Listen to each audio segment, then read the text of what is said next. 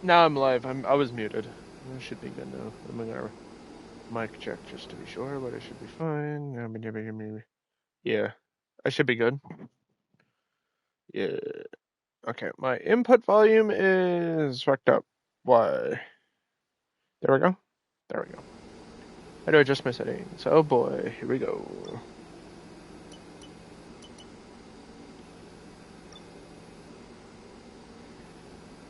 Hmm.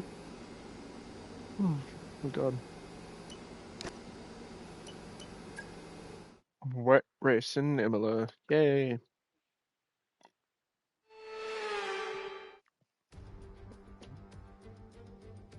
Ciao, hello, and welcome to Imola. We're just about to get ready for practice. Great to have your company.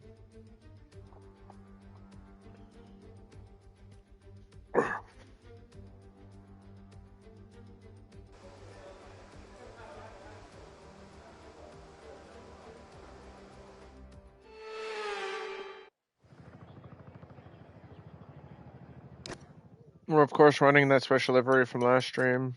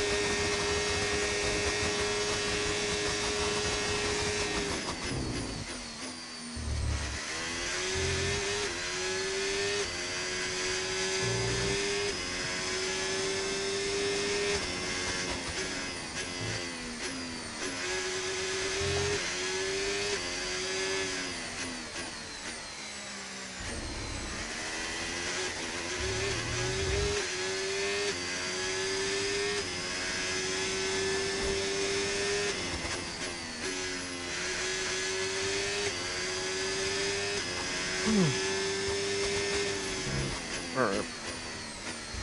Hopefully we have a strong weekend. I know they're calling for rain, but if it's dry to wet, that'd be cool. If it's wet to dry, meh. We'll just lock in, wait for the dry period, and then explode out. We do actually have upgrades on the car this weekend, which is pretty good because we needed that. Our performance in these last few races have been kind of meh. We can line up on pole, but then the overall race speed is just kind of gone. Well, Monaco is just going to be a throwaway race. I'm gonna be honest.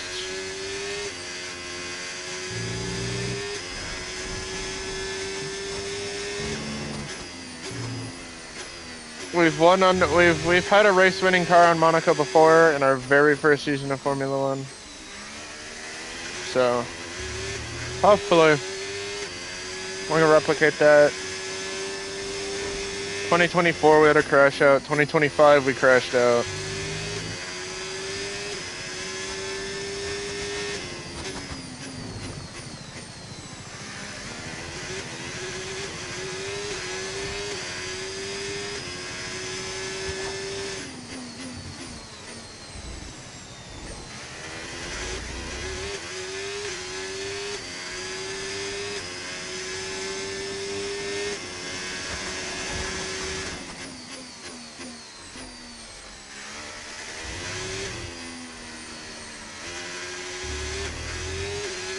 Why are we so slow? Holy shit.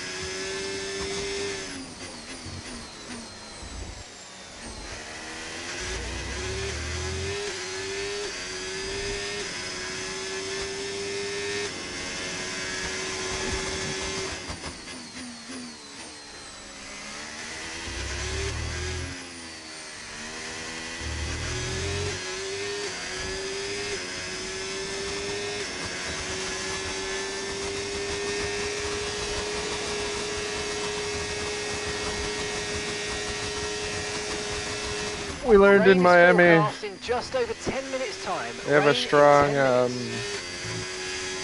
we have a strong running under DRS, so hopefully our pace is good.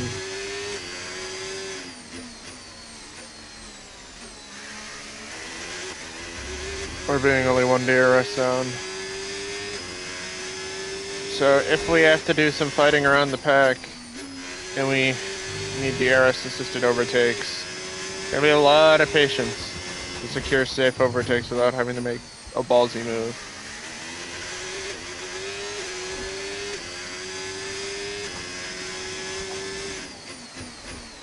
Which ultimately I'm fine with, but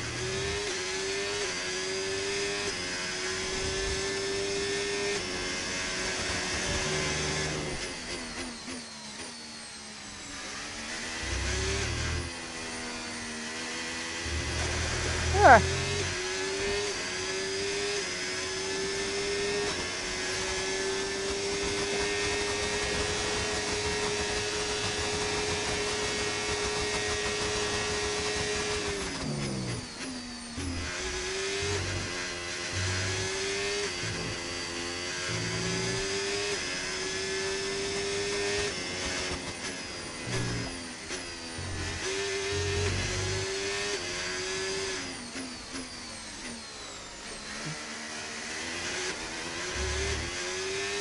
We definitely have the speed.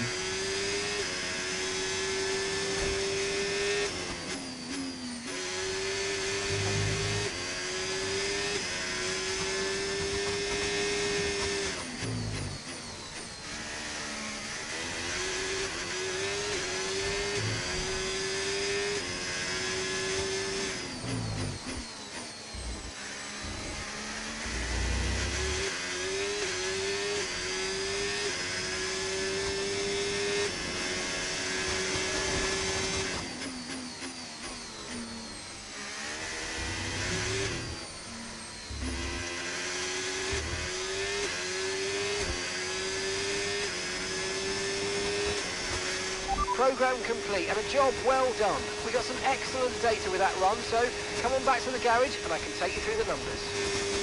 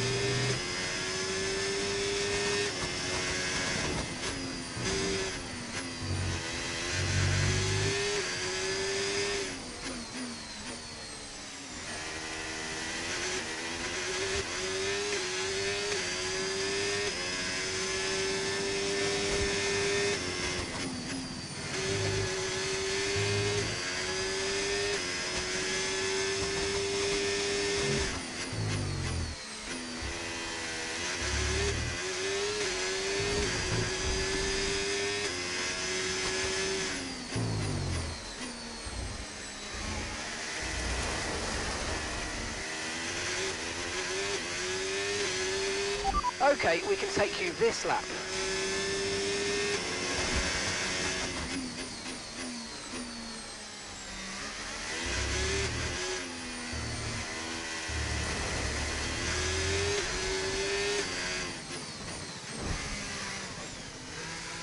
It is the line.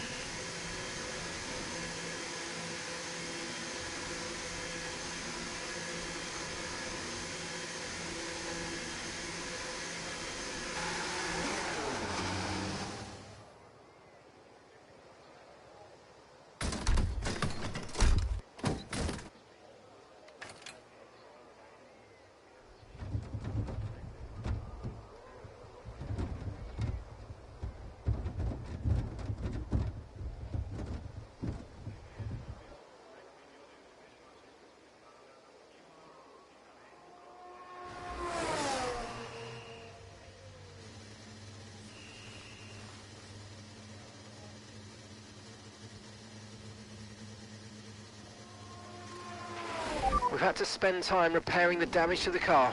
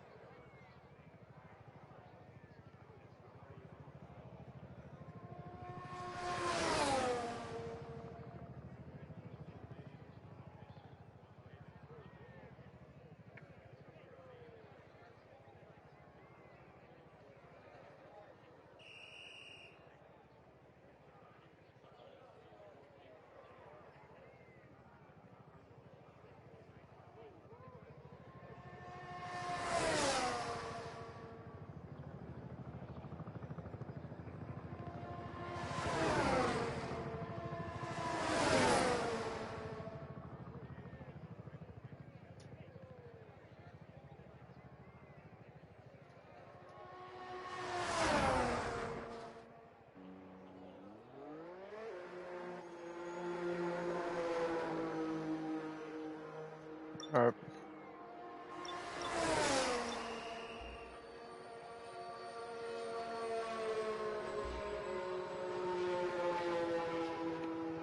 Or if we get out again, we might be able to get some running in the mediums before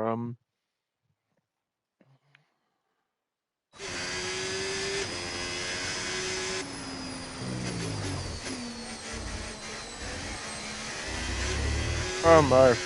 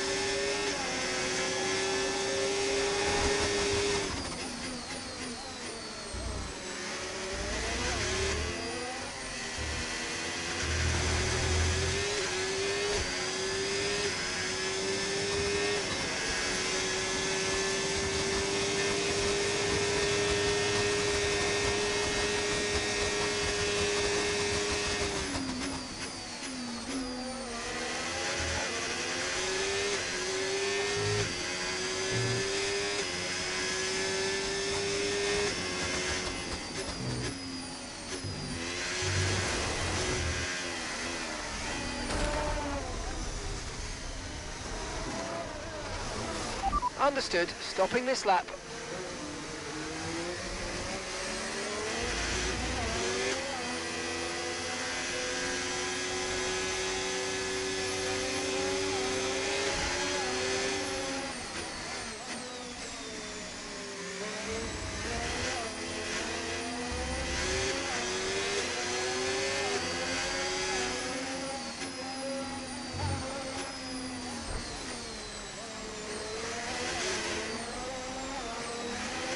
The floor's damaged, I'm afraid. Expect significant performance issues until you come in and let us start repairs.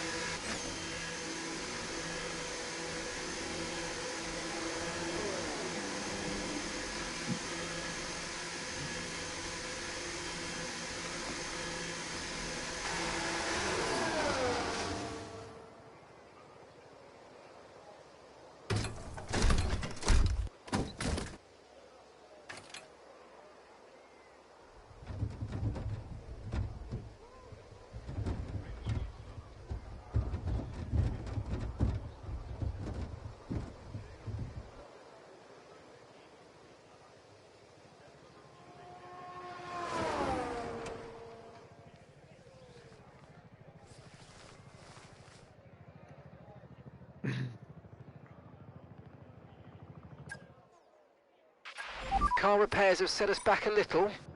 It's probably going to be raining by the time we get back out there. Unless we can get some wet running Intermediate tyres are in.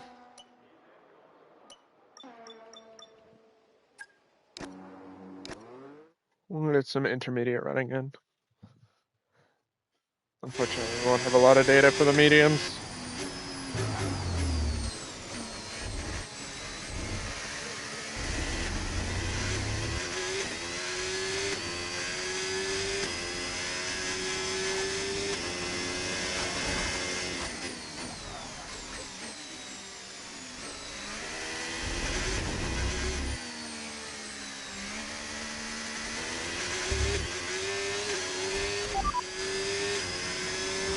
conditions don't look like they're shifting. We're predicting at least 20 minutes of heavy rainfall. Inters look like the best tyre for now.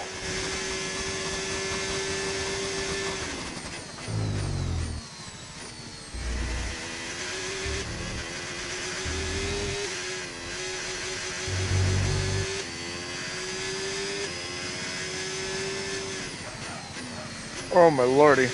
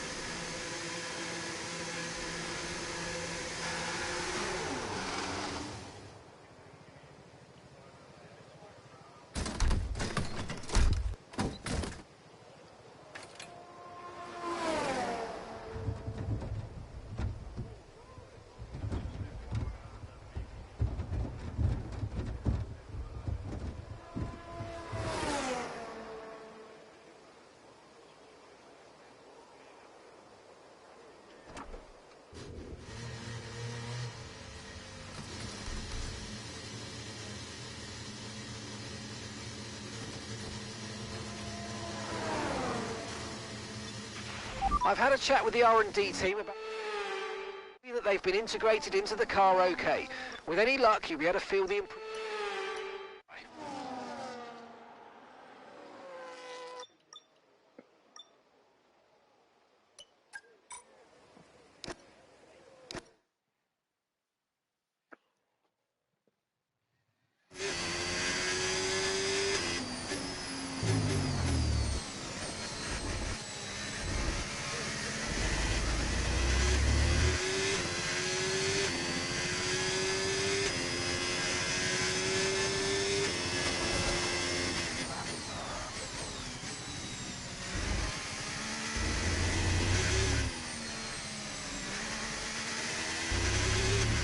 The rain looks like it's going to be getting much lighter over the next 10 to 15 minutes. There should be more grip, but don't expect a dry track yet.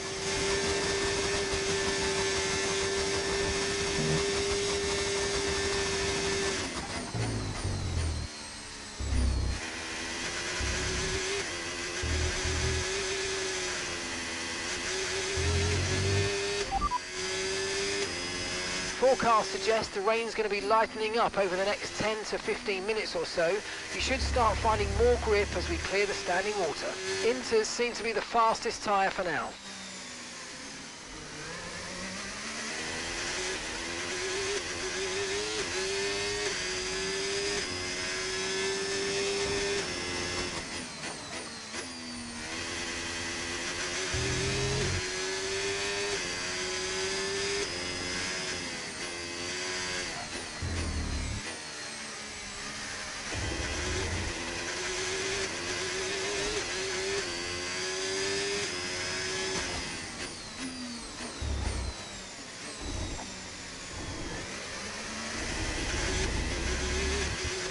Confirmed, we'll receive you at the end of this lap.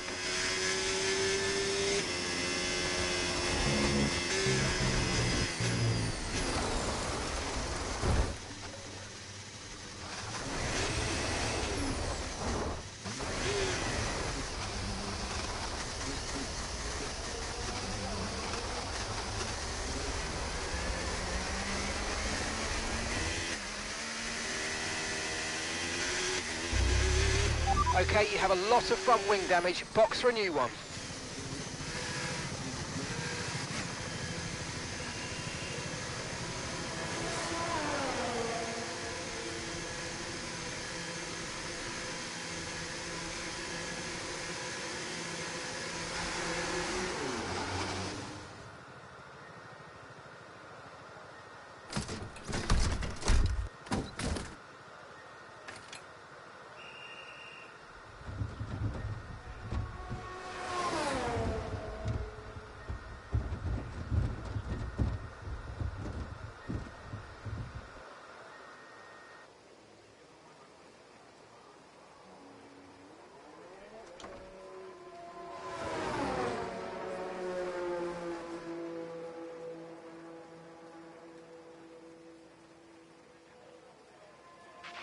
We've had to spend time repairing the damage to the car. Car feels horrible in these wets, bro. The car feels terrible on the inters.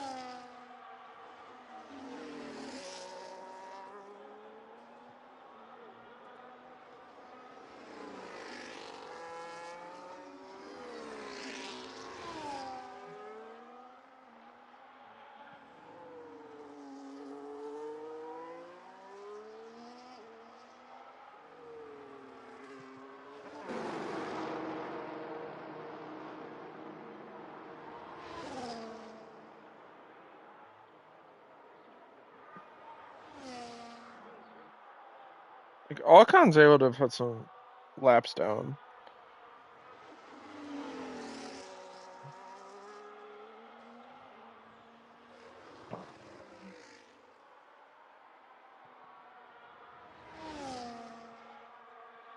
Like, the car just doesn't have any grip for me.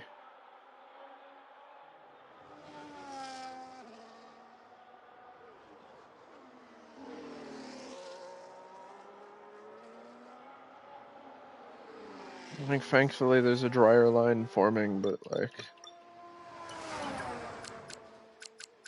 we're so slow.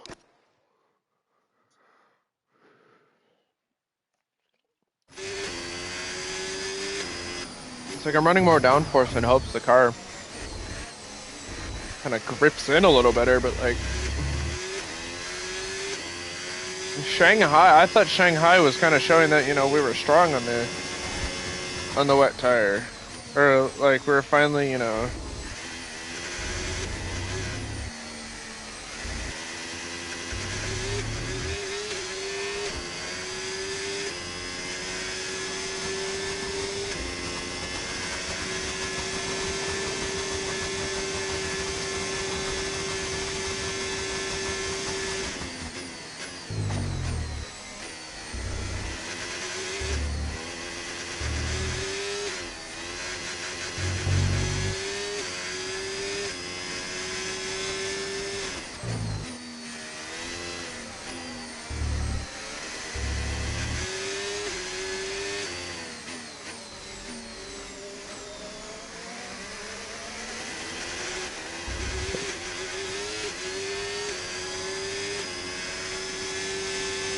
yeah, we got some people running on the full wet, so it was a weird in between.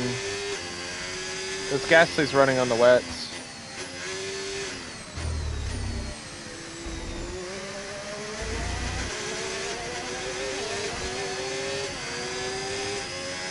I think Ocon was on inters.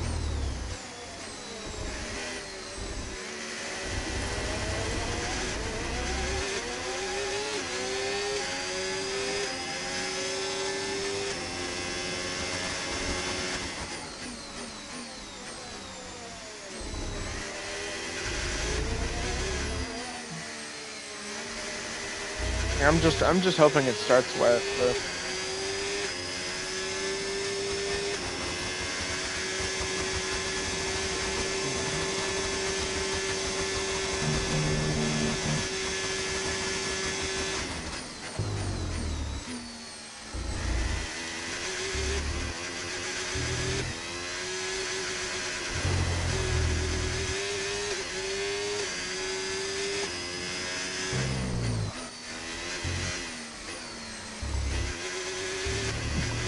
oh my lord.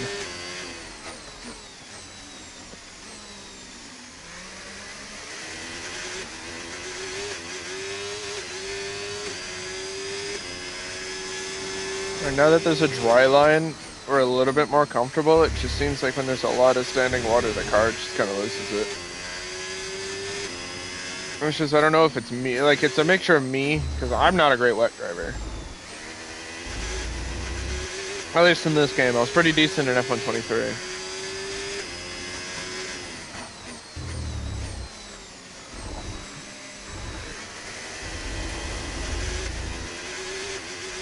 Like, I was really strong in F123, and F125, I'm just kind of meh when it comes to wet. When it comes to racing in the wet.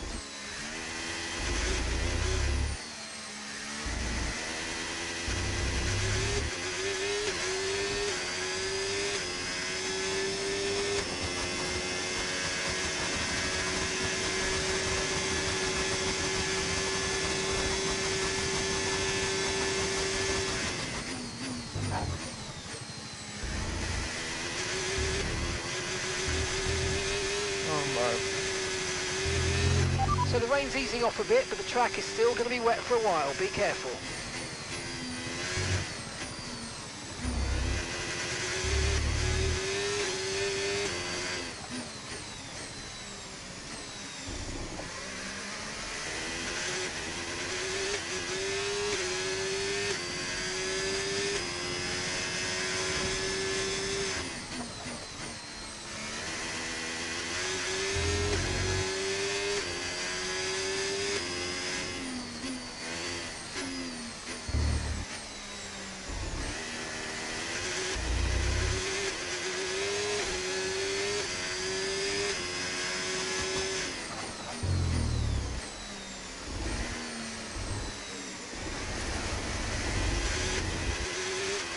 Okay, in these kind of conditions, you're going to be driving into a lot of spray when there's a car ahead of you. Pirelli's full wet tyre can shift around 65 litres of water every second, and a lot of that's going to end up on your visor. With that in mind, make sure you give other cars plenty of room. There's no need to risk the car too much in this session, okay? The Mark's just casually dropping a fucking, casual lure drop.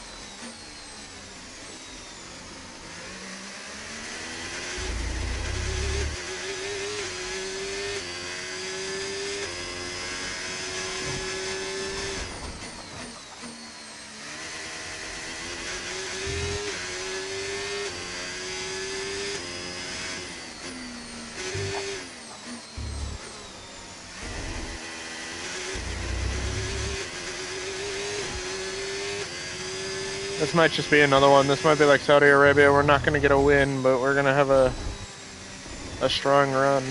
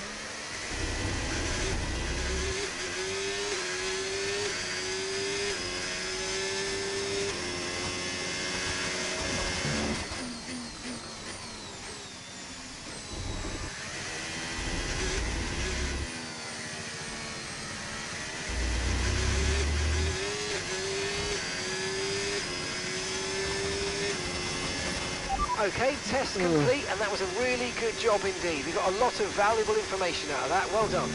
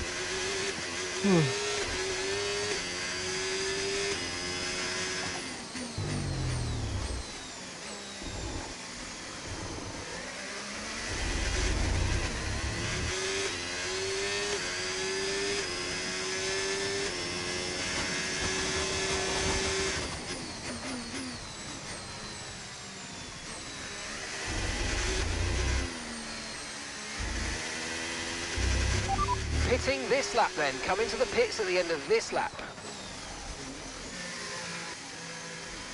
Yeah.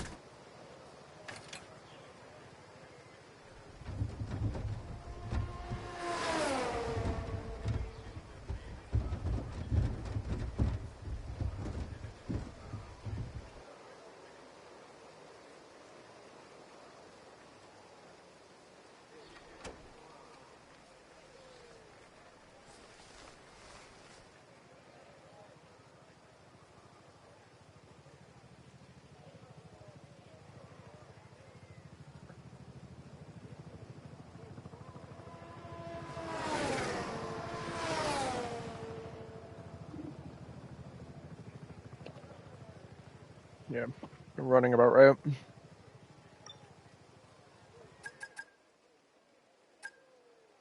I do want to edit the HUD a little bit.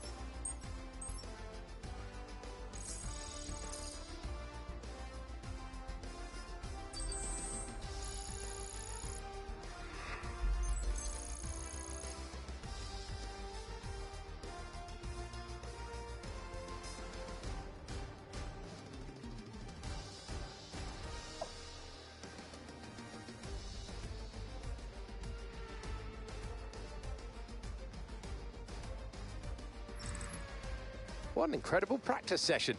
The fun doesn't stop here, though.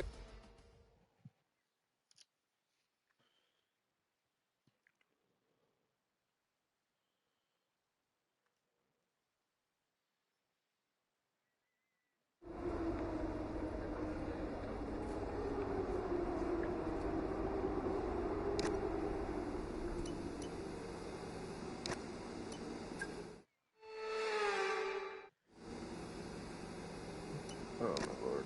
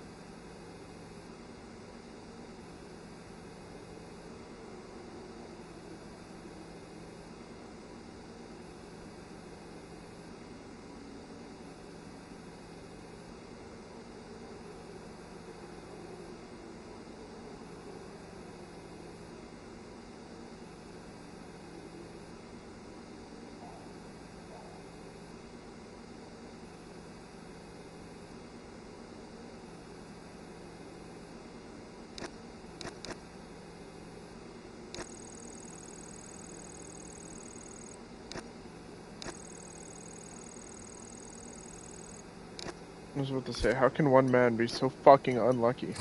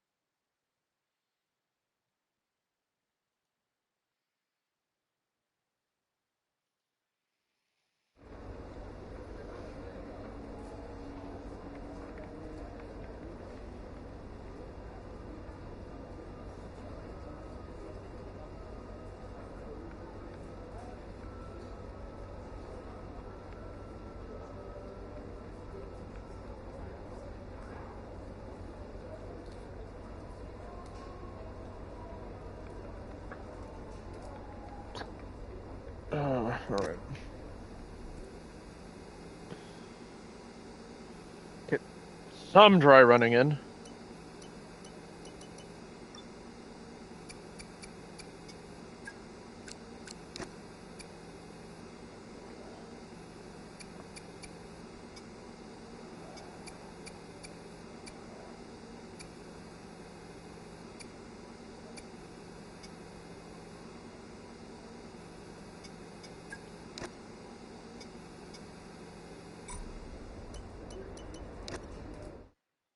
Oh, I'm on short quali. Fuck. I wanted to go full quali. That's fine. Welcome to the circuit named for Ferrari. It is qualifying at a special arena for motorsport. Short quali, I guess. Welcome to Imola.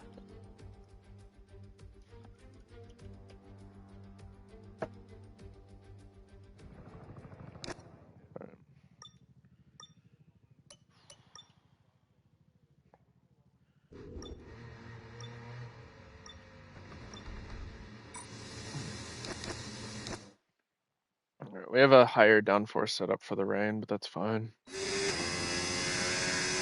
Whatever happens, happens.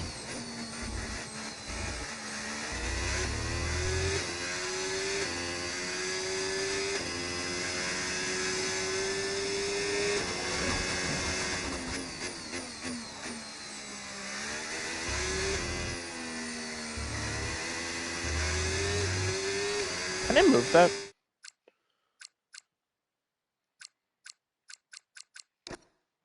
Is that a thing I can shuffle around? On-screen display customization. Oh, there's so much on screen. Oh my lord.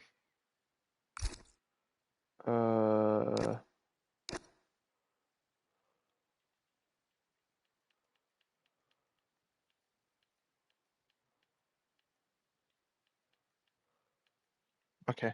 No, it's connected to the timing tower. Okay, that's lame. That's lame.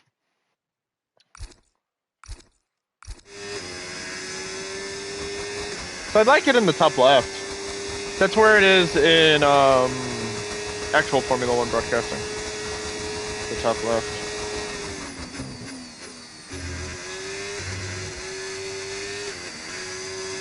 Oh, we ran wide.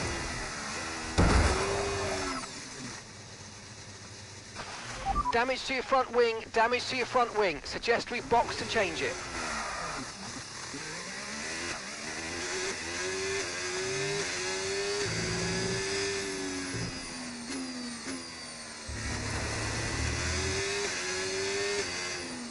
Right, let's have you in at the end of this lap, please.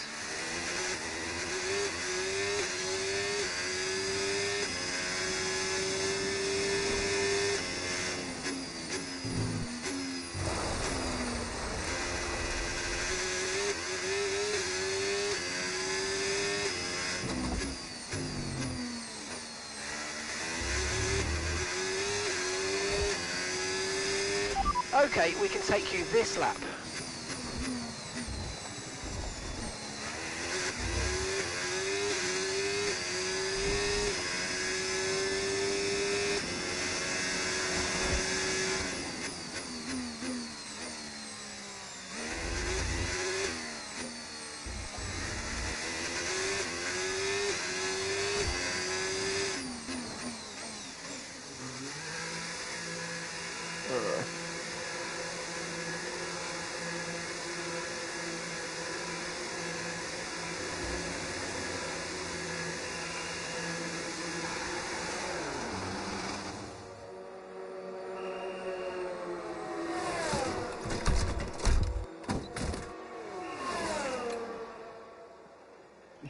Hey, Ryan.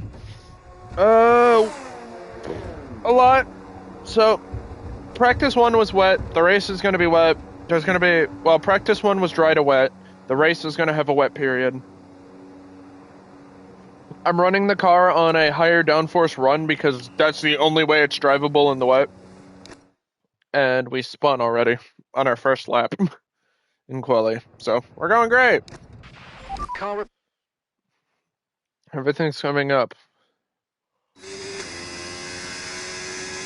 If Pepe can at least finish the race, He's already improved from the last time we were here in Imola.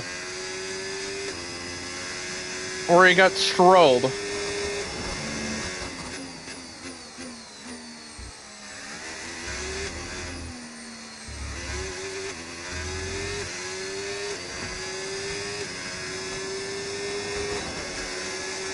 I'm also running a new livery. That one that I made at the end of last stream. The one that we're gonna run around for Monaco. I'm running it here as well.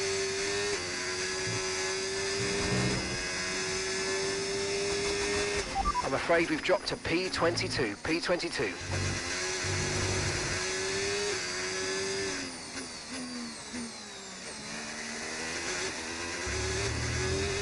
Johnny Tracer in the H stands for having depression. So I'm already not really counting for much in Imola.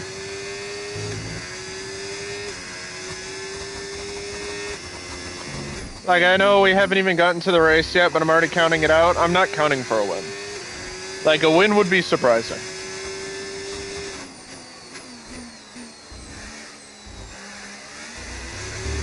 Because we're running a much draggier setup.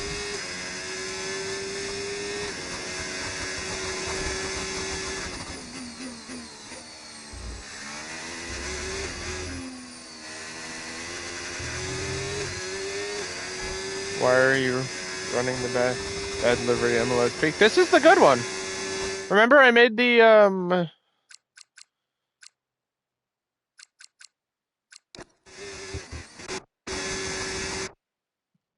Remember I made the really nice one for Monaco because I just liked this livery? The bad one I haven't figured out a track for yet.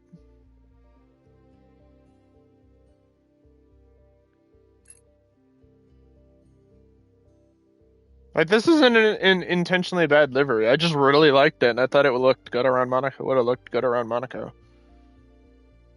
Yeah, it's so fucking pretty. I also put, because it's technically a different title sponsor livery, I put Saren on the engine cover.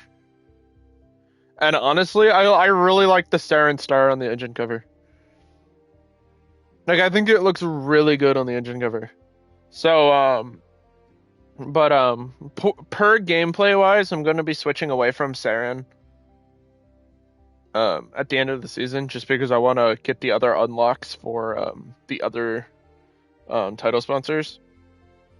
So I'm probably going to switch away from Saren, but I'm going to keep the stars on the car and have it like as just a regular sponsor. But I do like it on the engine cover though. I think it looks nice there.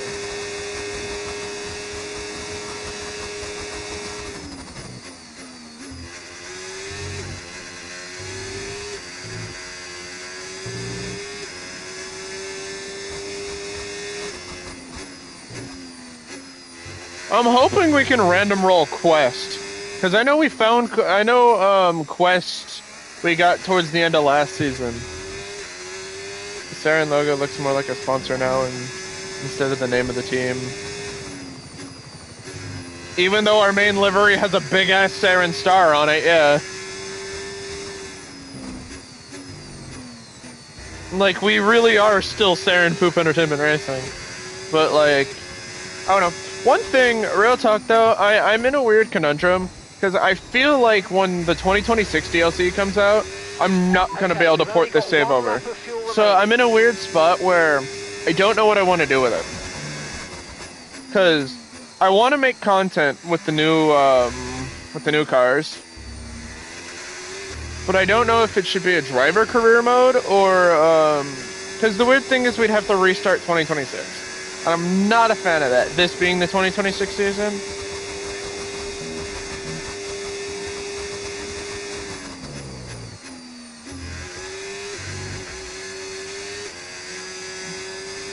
So I'm in a weird spot where I don't know how I want to continue.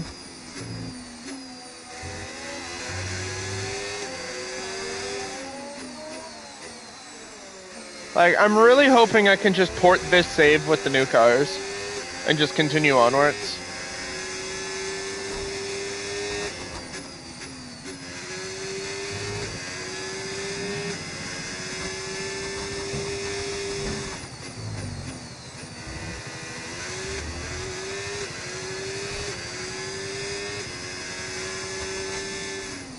But we'll see what happens.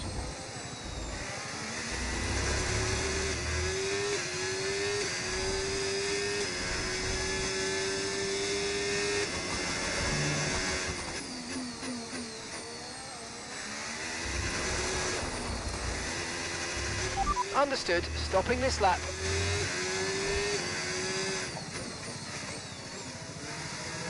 I guess we can plan something out. Yeah, that's just what's going to have to happen. When we learn more about the DLC, I'll be able to figure it out.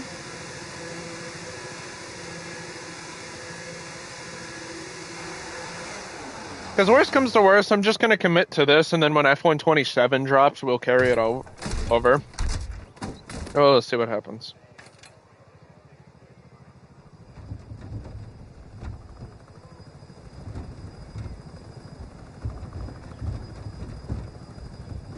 Because ideally, I hope, the best case scenario, if we can get grid editor, like where we can have like custom like lineups, if we can get that, I can restart the save, pick the easier option where it's like, oh, we're here to fight for a championship, and then go from that. And then basically just copy and paste the what the game decided the 2027 lineup would look like. But again, we'll just be something we have to cross over when we get to it.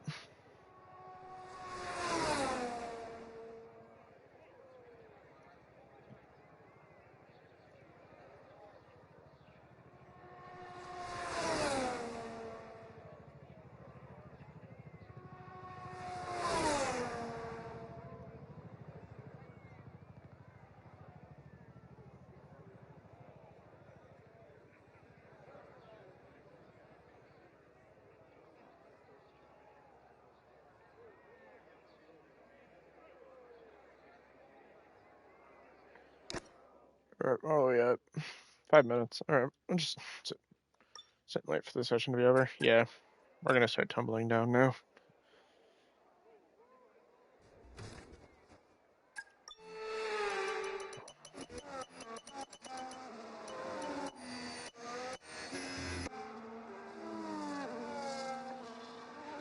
All right, Ocon.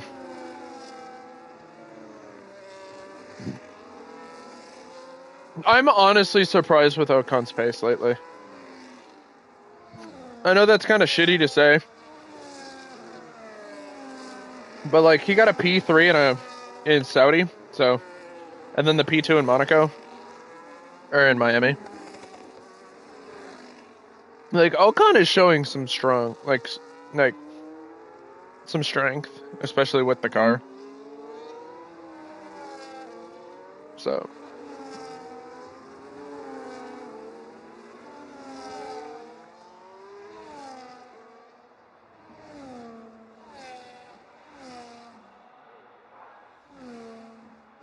Really hoping to see some strong potential out of him. I know he's currently 8th in the standings, and we're currently in round, or a little ways, and we're almost halfway through the season already, but... Also, I really sat down and looked at it. We really only have a 5-place, like a 5-race mistake gap. And I'm hoping with the, I'm hoping we can turn around in the mid-season. I'm really hoping we can turn around towards the mid-season. Or after the second half of the season. I mean, even IRL, we've never seen him in a car that can truly compete. I mean, Racing Point, he was putting up numbers in Racing Point.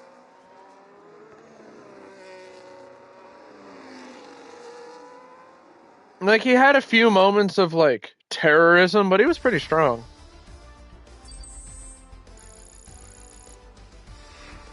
Like, Ocon has some strength. The qualifying wrapped up. We now have our grid line up for the big race tomorrow. Damn! Be sure to join us then for what will no doubt Holy be shit! a fantastic race. Speaking of pace!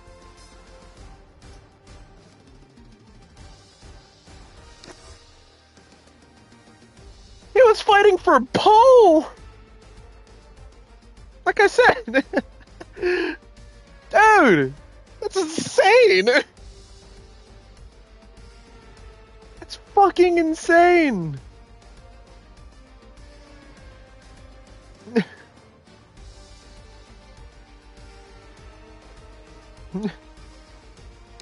God, we haven't seen qualifying performances like that in a minute. Like, we haven't had some good qualities since like 2023 and some of 4. We've only had like one car in the front row. Like, damn! Ocon drugged that shit to fucking P2, bro. And like 800ths off pace, too, so. Holy shit. And we've seen he has strong ass race pace. Oh. Ocon's coming and swinging, bro. Holy shit. This was a good signing. This was on, like, remember how. Oh wait, my wheel just came undone. Oh. But remember how we were saying at the beginning of the season when Ocon approached us that he was going to be a cheap pick and he's a decent driver. Like, I can't believe we sat down and I was just like, I mean, it's like, I'd rather have Alonso. Like, we were disappointed when we found out we could have signed Alonso. But like, holy shit, he's proven his fucking worth. He's earning that $3-point-something million contract. Of course, unlike most Formula One circuits, will take our drivers the French goat. Hey man, my French goat is in real life. My French goat is Pierre Gasly. But like Ocon's up there too. Like, this save is making me really like Ocon. They'll lose a lot of time on that stretch. Because I'm just getting attached to him as a driver because he's one of our drivers. Starting grid for today's race. Like, I'm starting to watch Formula E specifically because of Pepe Modi. So. George Russell will begin today's event in pole position with Esteban Ocon alongside. Considering the rest of the grid, we have Pepe Marti, Verstappen, Oscar Piastri, and Leclerc, Gasly, Button, Norris, and Franco Colapinto. What? Albon, Tsunoda, Jack Doohan, and Hulkenberg. Antonelli, Crawford, Gabriel Bortoletto, and Isaac Hadjar. Behrman, Stroll, Aaron, and Liam Lawson rounds off the grid. And with lights out just moments away, it's time to go down to the track. Welcome to the commentary box. I'm Alex Jakes. Alongside me is Anthony Davidson. I love this moment in the weekend. Put us in their shoes right now. What are they feeling on the grid? You've got to know, you've got to have a pre-race game plan. You've watched videos before you get into the car of previous races Franco gone by. qualifying, you know where you have dead to place last your is car crazy. if X, That's Y, what or Z I'm happens in front of saying. you or behind you. So having this God, clear I love that game Williams. plan is absolutely essential. It says Alex on the side of the car. That's cool. Okay, this is our engine supplier's home Grand Prix, which means there's a lot of very important people here behind the scenes. It's going to be raining towards the end. A strong result to watch that's today, painful. Plus, a good result might make my post-race meetings a little bit easier. Oh, that's going to be so painful, bro.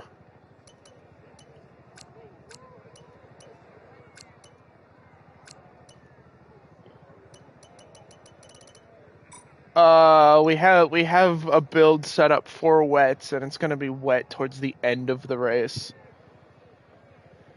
All right, let's try and make this shit up in raw pace alone.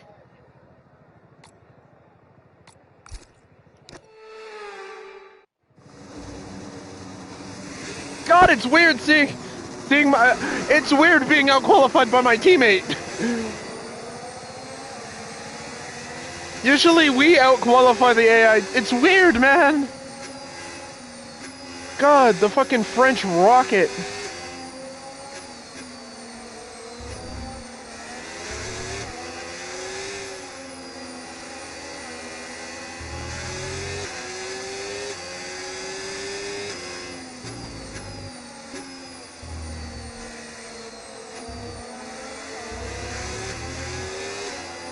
If there's any red flags or safety cars, the odds of the wet period being a problem are higher.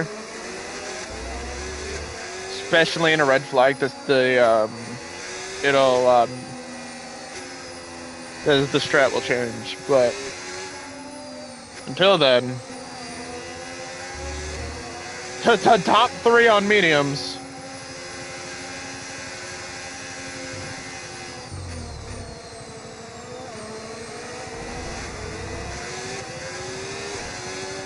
That would have been crazy if we put, like, if it wasn't 2025, like, it would have been crazy to put Franco in the car.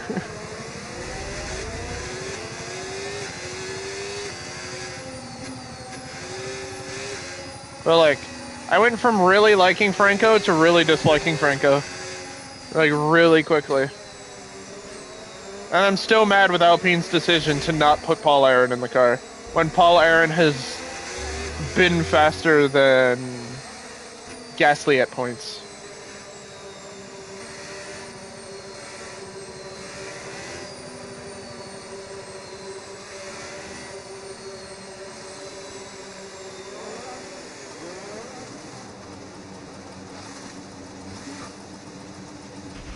Okay, incredible parking there. Nice one. Like, I still think Paul Aaron should be as the race starts. Gasly's so teammate. That's the rest of the grid forming up now. Be patient and watch for those lights.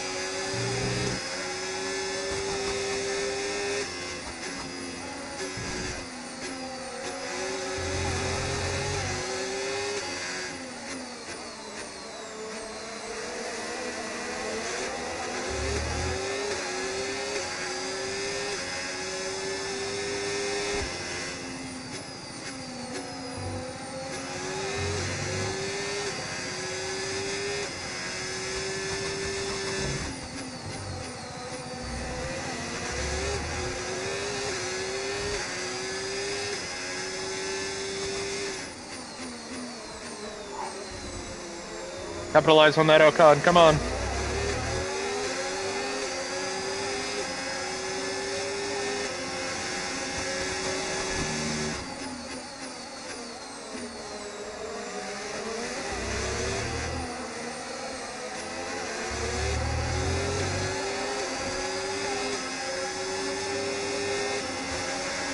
DRS now enabled.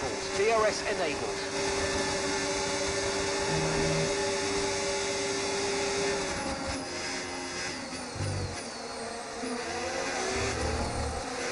Oh my god, he cut a... Oh, there's Gasly. Okay.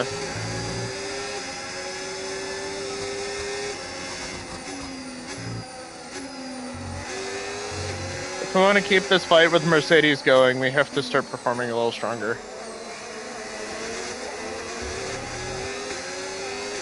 We're 30 points back with our Mercedes rivalry, so...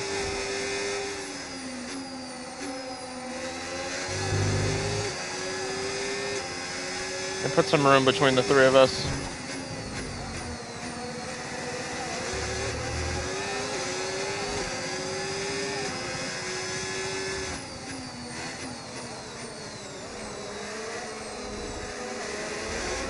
This track is so hard to overtake on, man.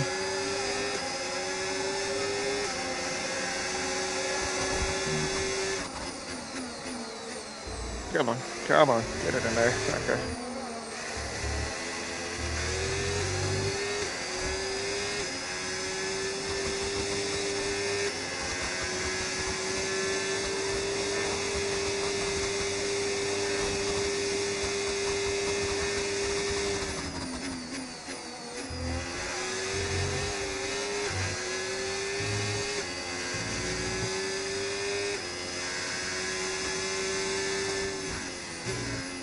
This really is just for... Mercedes really is just our main rival this season.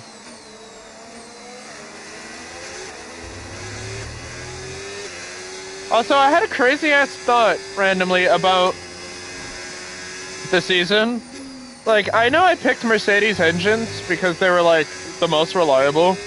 But I never thought from a story perspective, it would have made more sense if PER started with Honda power units.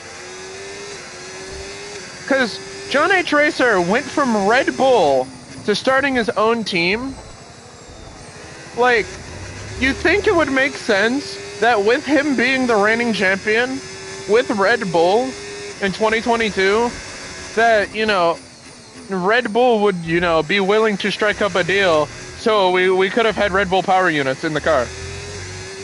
The Red Bull Honda units. I didn't think about that until fairly recently. And I'm like, why didn't I do that? Why didn't I think of that?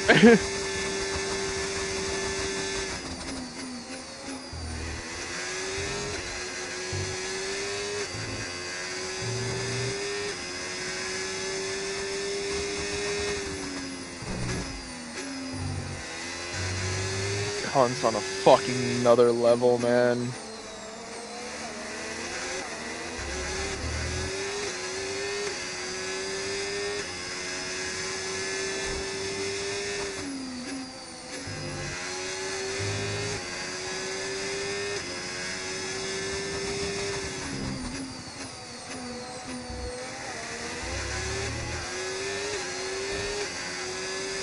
Maybe Red Bull didn't want him to succeed. True. Even though we won the constructors, and he beat Max. He did beat Max in Equal Machinery in his rookie season too, or not his rookie season. 2022 would be his second year in Red Bull. I really need to download F125 or F121 so I can get, because I don't know if I've talked about that on stream. I want to do a F121 career mode with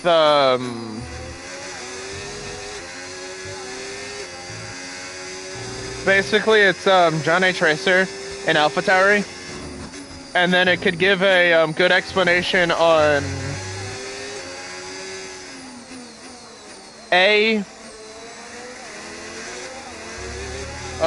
it could give a good explanation on what John H. Racer's rookie season looked like and how he managed to secure a Red Bull slot with Max.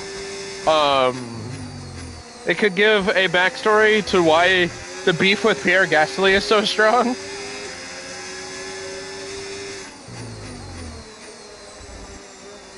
Because Pierre Gasly also raced for AlphaTauri until 2023 is when he made it over to, when he switched over to Alpine, if I remember correctly.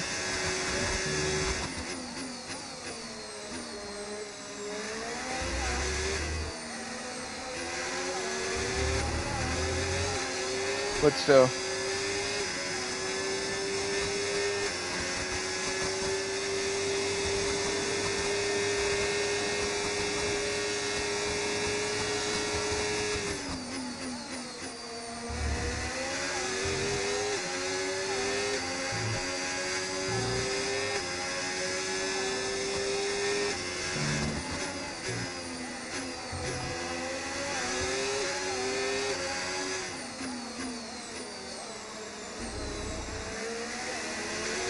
Ocon is keeping good pace here, honestly. Like, he's just defending really well.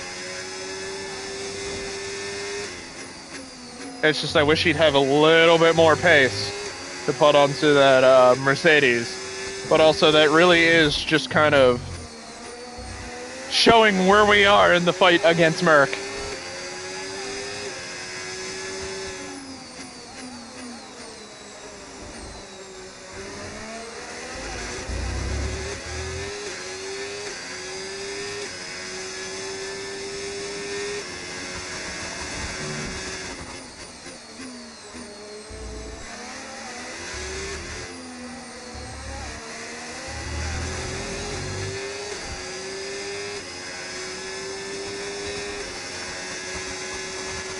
Car behind's gaining on you by 0.5 a lap.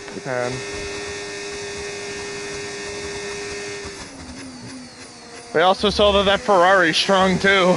We definitely are not the fastest car anymore.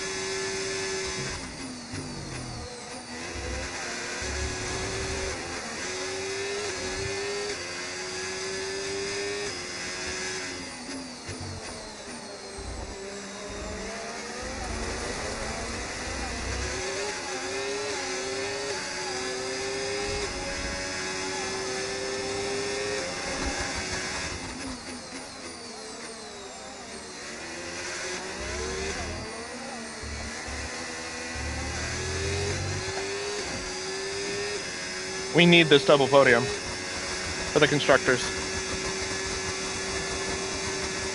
We also need Ocon to win, but I generally don't think the car has the pace to win, especially because of that Merc. Russell is flying right now.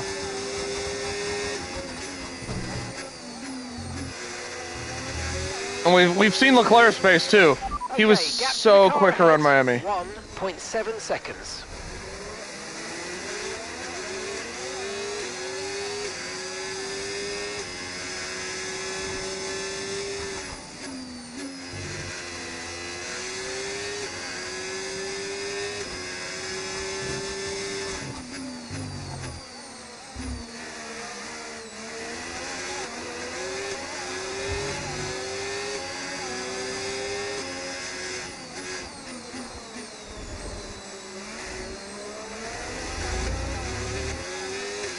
Oh, fuck, man. The pressure.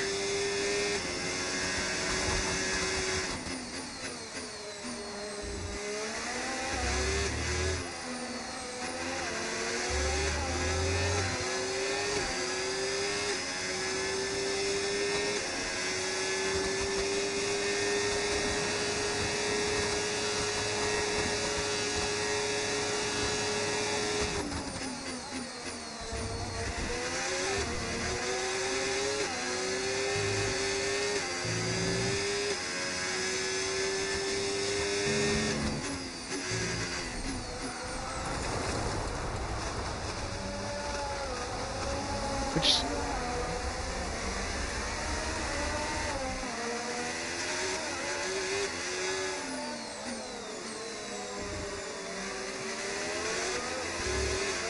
Where's the fucking rears, man?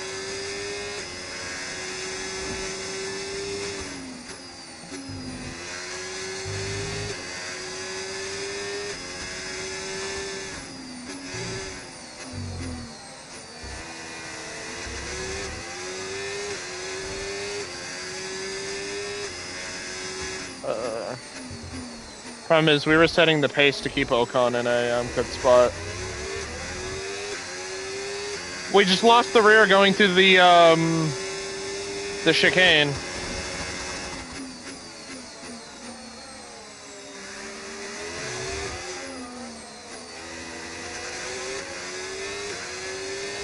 The two and three, I think it would be. Okay, gap to the car in front, 2.1 seconds. Or not 2 and 3, this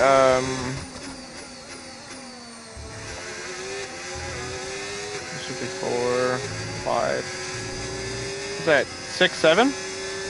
That wasn't me trying to be a meme either. That's either 5, 6 or 6, 7. See, we just lose it!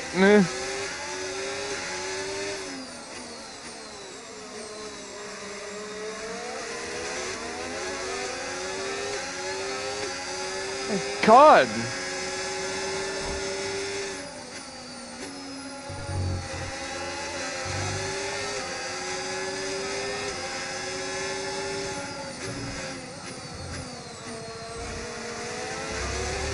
It's like we have no rear grip.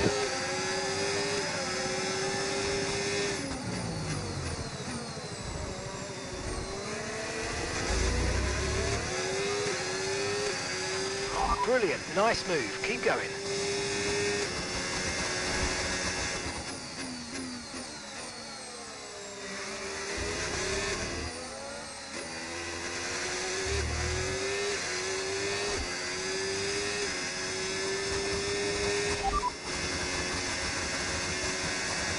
Right, the gap to the teammate ahead of us, 13.3 seconds. They're on old mediums.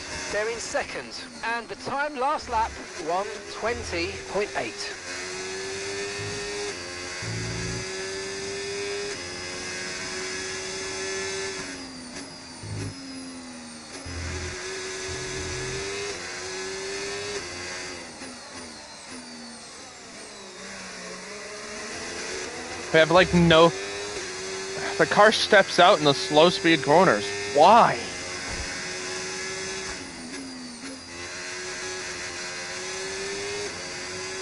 It's like driving on ice with these rears. It's not like they're cold and it's not like they're overheating.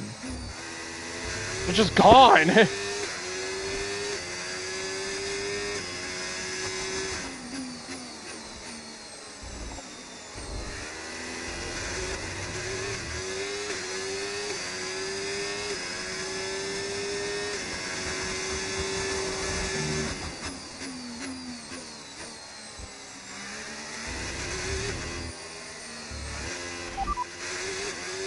Systems all looking good, head down. We're approaching the pit window now and you're going to be on hards next time.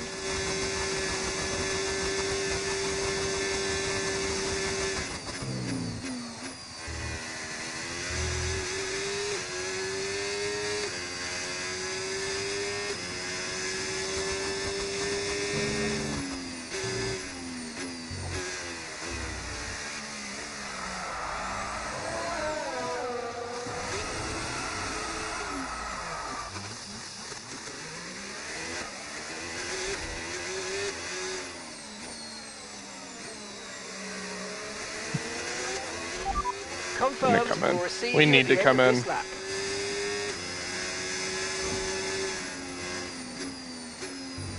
The rears are gone.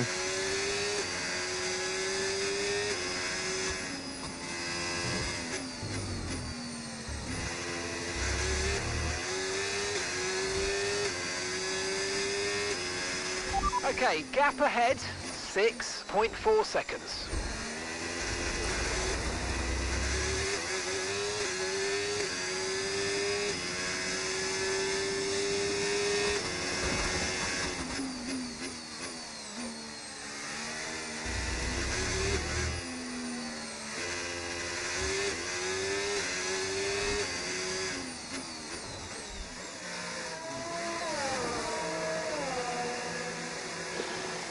Stopping way fucking earlier than we need to on these tires.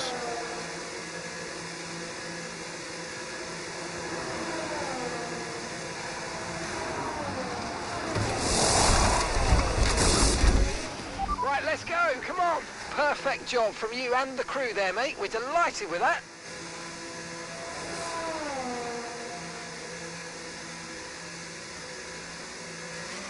Up to speed now, let's get some heat into those tyres.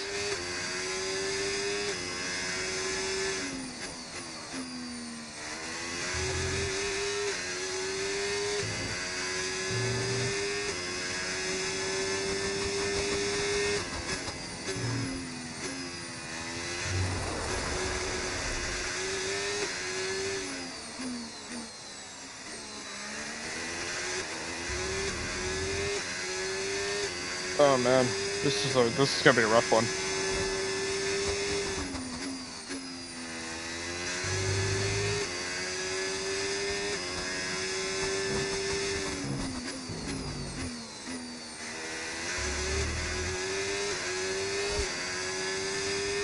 These tires need to go distance now.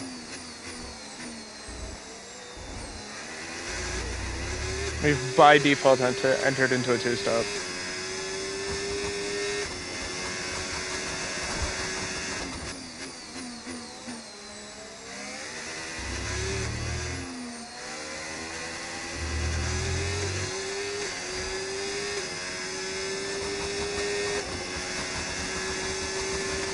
Okay, no issues with tyre wear for now. Keep taking care of them.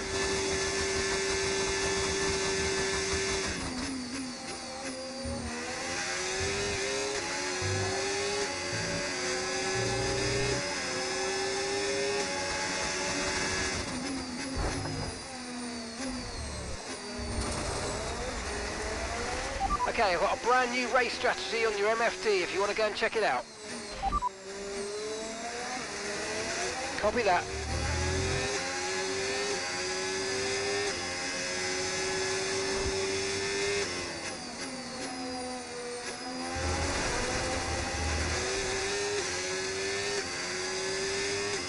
What a terrible race weekend, man.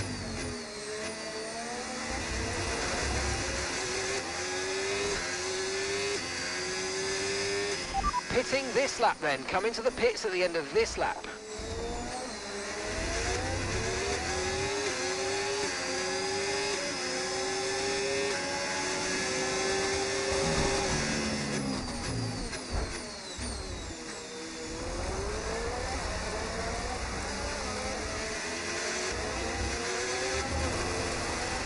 Okay, you've got front wing damage. This will have a major impact on performance unless you box for a new one. Safety car, safety car. Oh No my overtaking, lord. reduce your pace. Keep your delta number positive as we form up.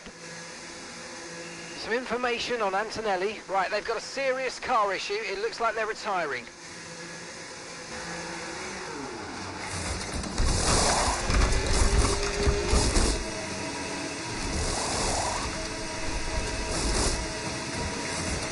Okay, off we go, back into the race. Perfect job on the turn in there, mate. Looks like a nice stop time. We're happy with that one. Esteban is in the pits. Okay, one stop to go. Just one stop left in this strategy. Okay, over... Okay, slow down, slow down. Your delta's negative, which means you're going too fast. Reduce your pace.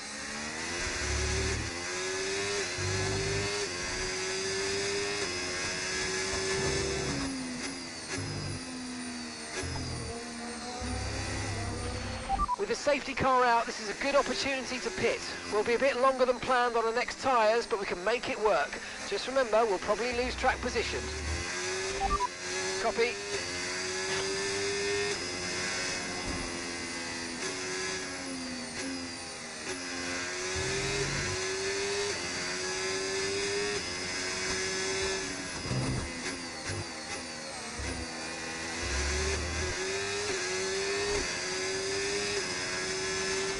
We've both made our scheduled 2 pit stops, so this is a fight for position. It should be pretty level on pace.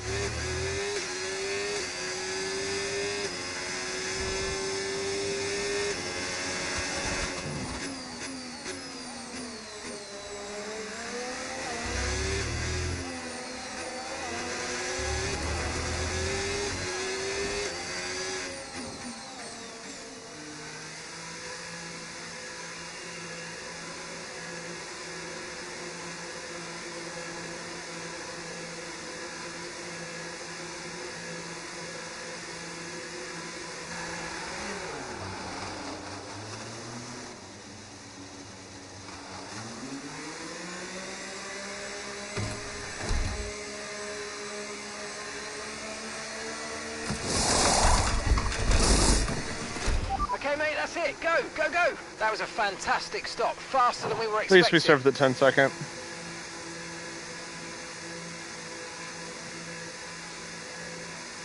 And now it's just a fight for Look it's after just a these fight for tyres raw now. pace It will now. finish the race on this compound.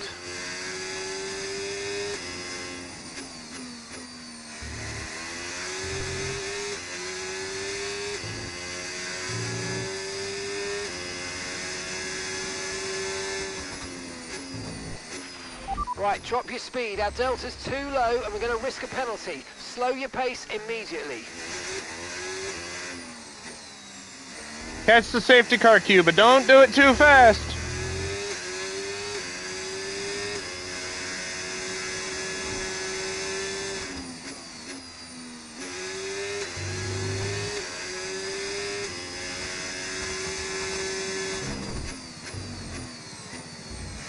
Hopefully that's our last stop. So we're expecting rain in about 10 to 15 minutes.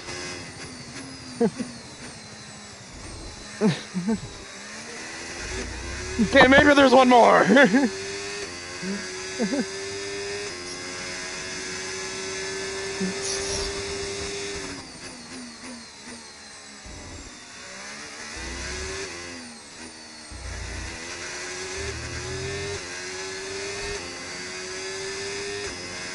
Now let's say, hypothetically, we had one more pit stop.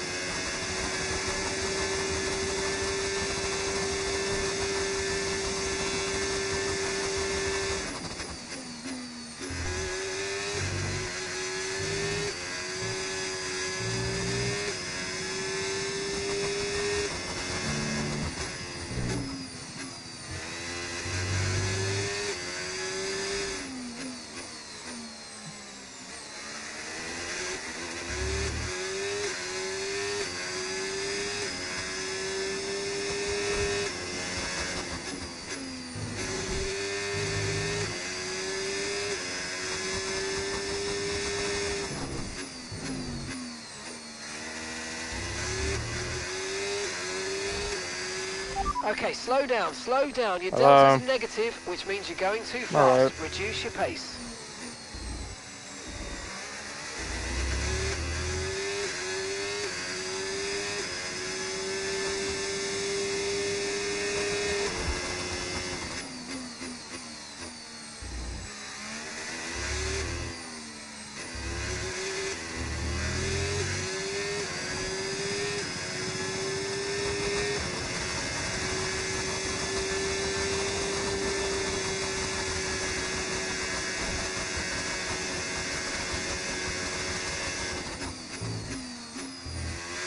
The safety car is still out because I have to like...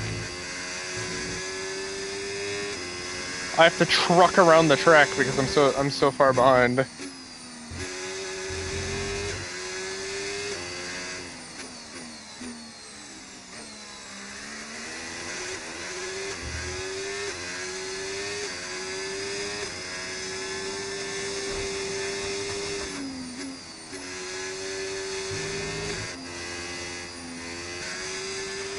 Okay, let's get ready to go racing again. The safety car is in this lap. When the field accelerates, remember there's no overtaking until the timing line. Safety car in this lap.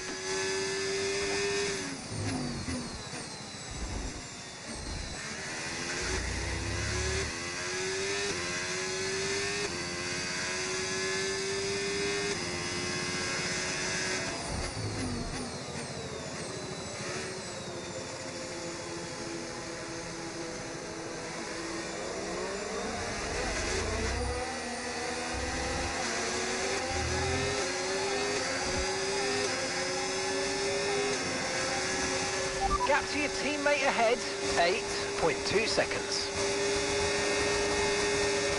Green flag.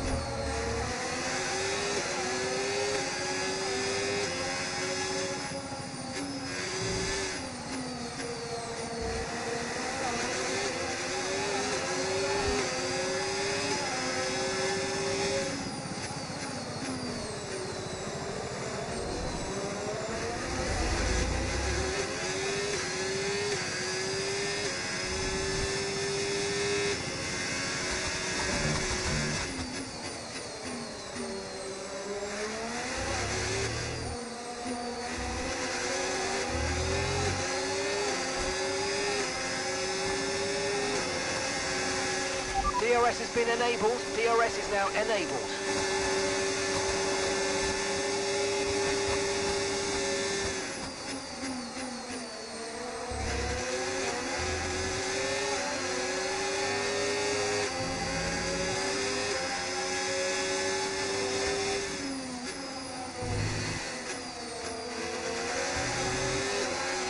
No need to worry about the tyre condition for now. Everything's looking good.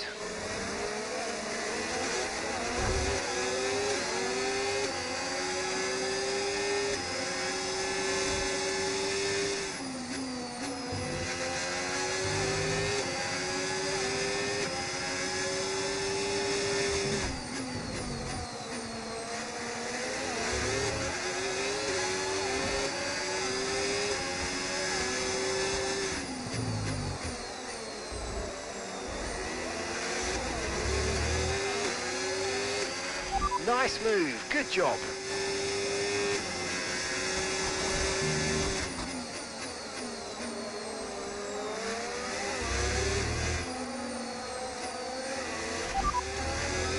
Right, a gap to the teammate ahead of us, 9.8 seconds. Okay, they're on fresh hards, they're in third. Time last lap, 1 minute 20.0. Yeah, typical. Typical, man. Wow, that was a fucking heck of an impact. typical. Let me know you're okay.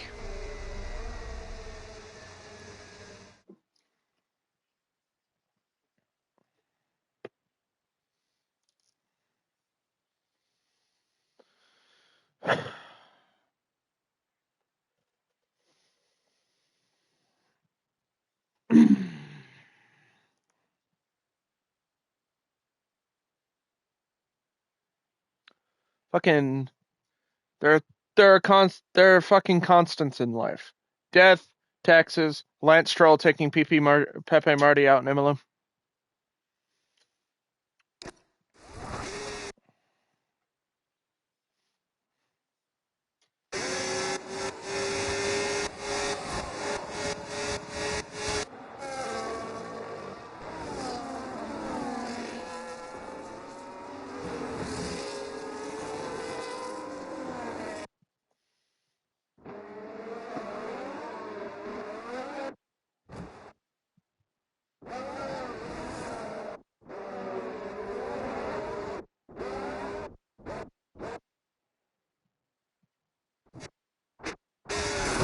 Yeah, he just fucking turns into me.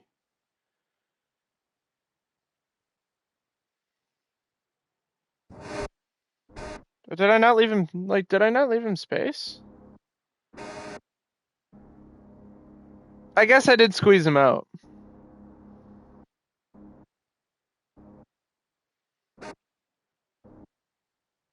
But, just back out at that point.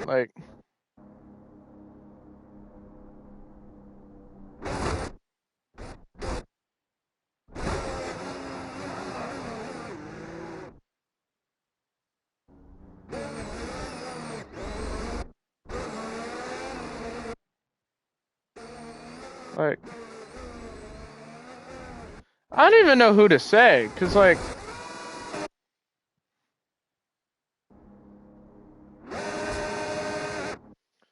yeah, I'd started turning into him, but, that's just hard racing. He's A in my fucking blind spot, right?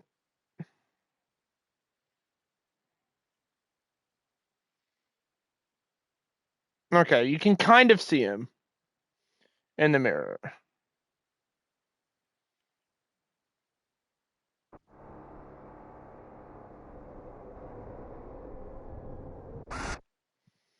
But, he's not even...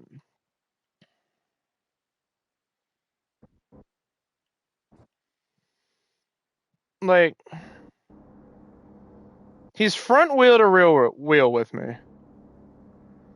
Yeah, I'm kind of pushing him off. But at that point, back out. And then he just...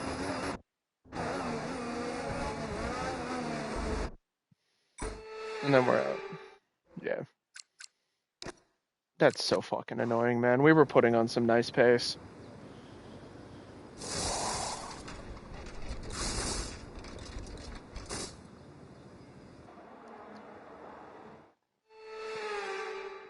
The British driver will look up and see the checkered flag first. George Russell takes the checkered flag. To no one's shock, this man was fucking... A great display of dominance monstrous. today by this Okay. driver. They led from lights out to the flag at the end. Led Ocon put it on the every lap podium. of the race.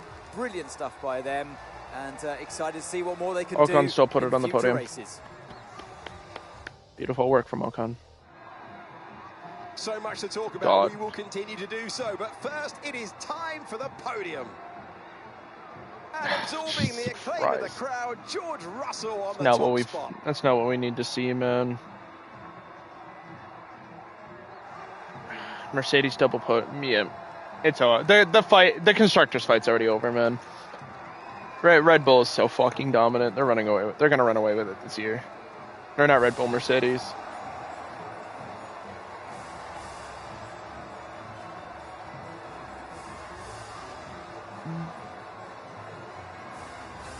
It's another 1-2 from Mercedes.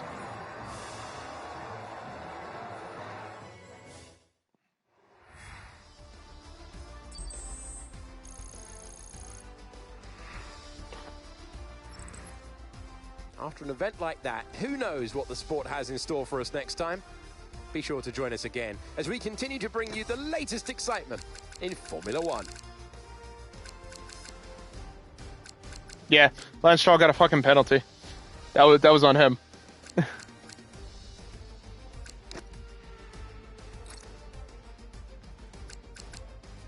Yeah, severe collision with Marty. 10-second time penalty.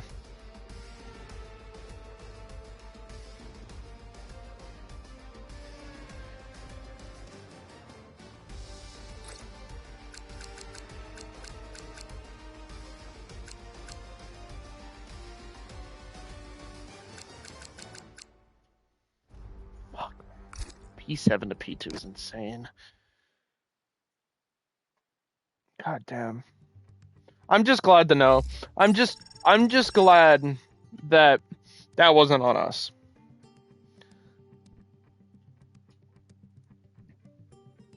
Because I honest to God thought that was hard racing. So I was just stock standard squeeze. It's not as great to see another driver fail to even cross the finish line. Yeah. Whatever. It's not great watching a, veteran of the sport put, another guy in a wall either, but, Lance Stroll moment.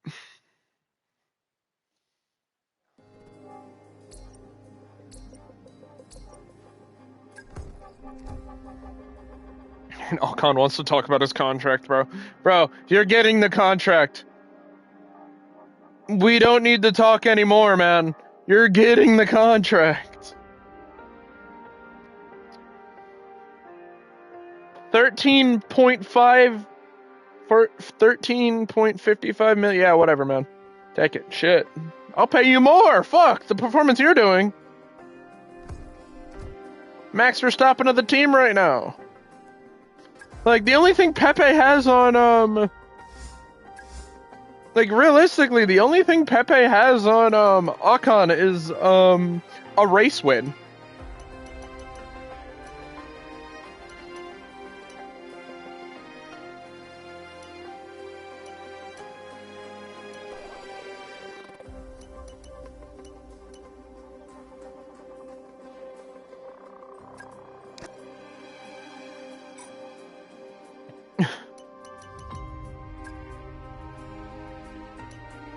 Like, Pepe won in Japan.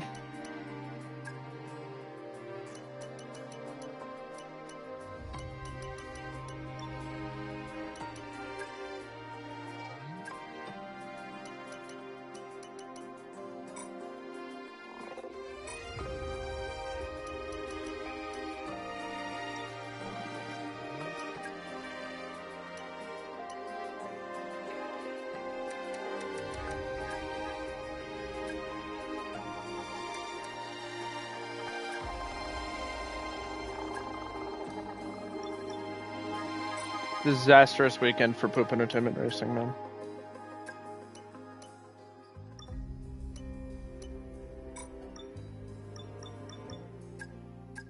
And so we can celebrate the podium.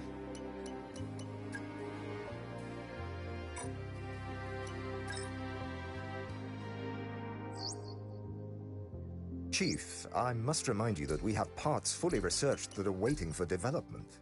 Let's get that performance on the car. Let's get that performance on the car.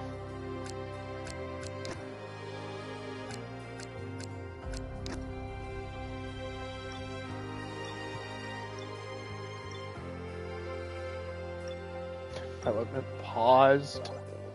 We're not gonna have any more upgrades because of the fucking crash. Gah!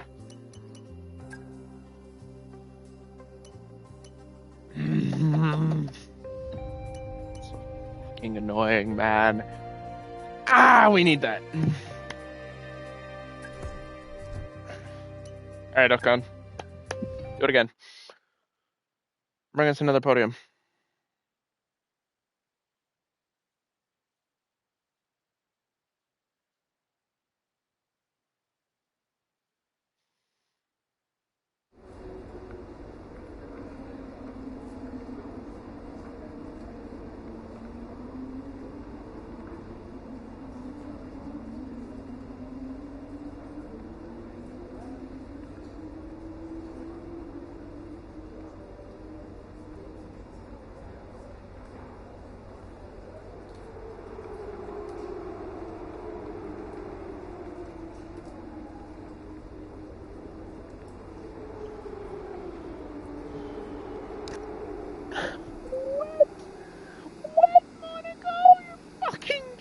fucking.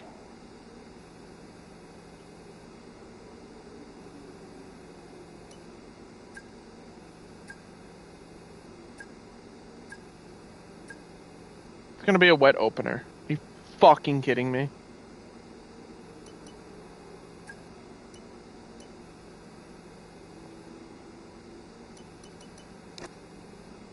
At this point, should we just simulate Monaco? Like, holy shit, man. Fuck! Fuck that!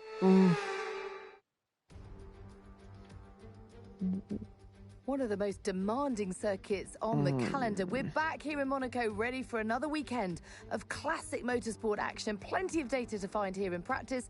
A very warm welcome.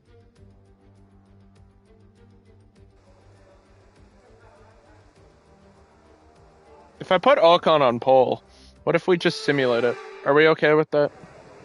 Just Okay, radio skipping check. Monaco. Radio check. Radio check. Fucking hate this track. No. It's okay. You know, yeah, I could try, you know.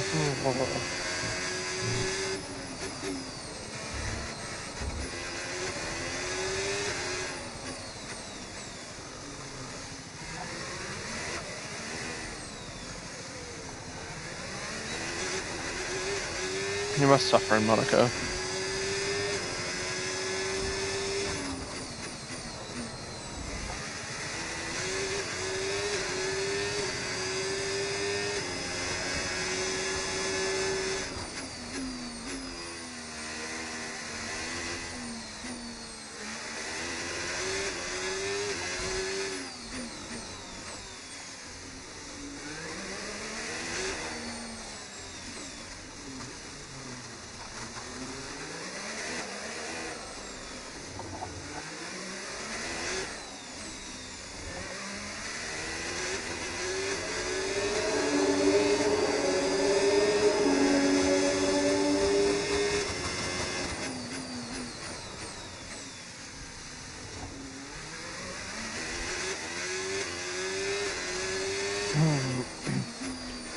Hey, if it's a wet race, we can at least stay out for the entire race.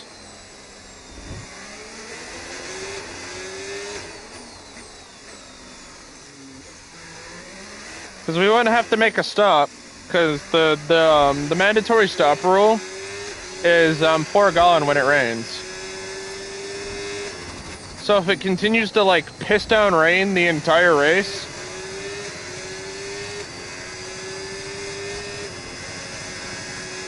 we can just stay out the entire time.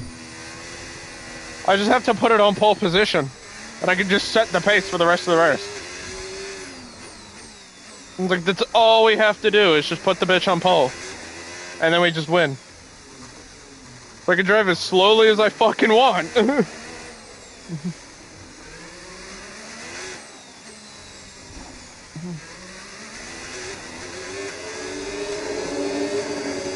I mean, PER doesn't really need to redeem themselves. We've gotten 3 podiums in a row.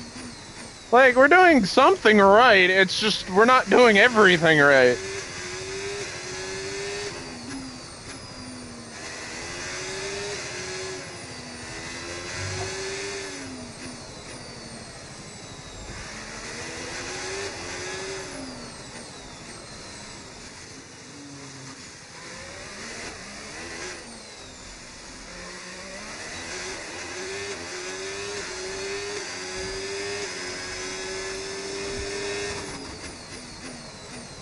Like, it's insane that Ocon had a DNF.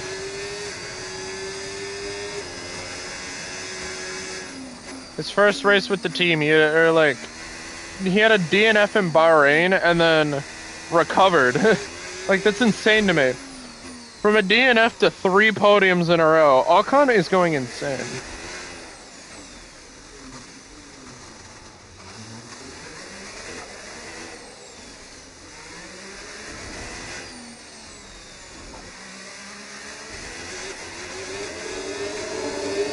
Like, Ocon is definitely our lead driver right now.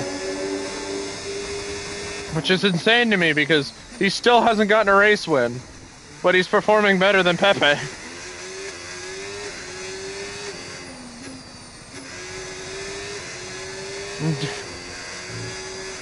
Pepe Marty contract contract debate for 2026? Question mark, question mark, question mark. Carlos signs to replace Pepe Marty? Question mark, question mark, question mark.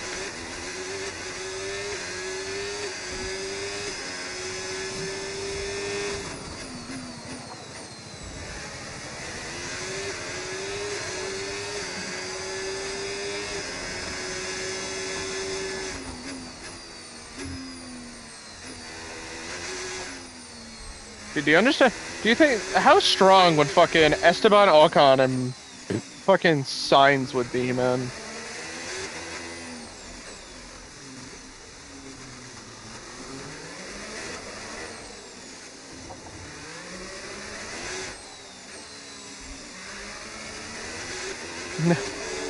I'm not going to because Pepe Marty's a rising star, but still.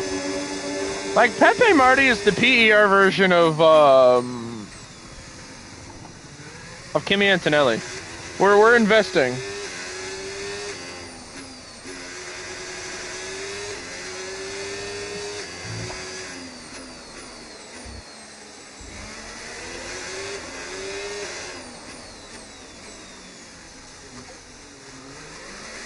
Even though Pepe Marty races for Formula E in real life, we're investing. Jesus Christ, we just clouded the fuck out of that wall. All looking good. Head down.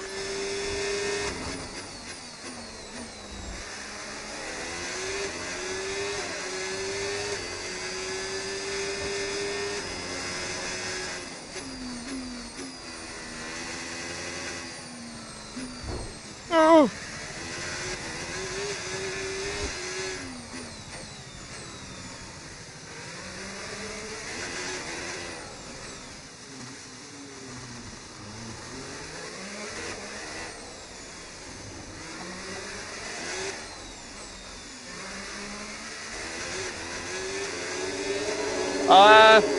Fat DNF in Imola. We got put into a wall by Lance Stroll. We got fucking strolled again in Imola. After a egregious fucking a race that went everywhere.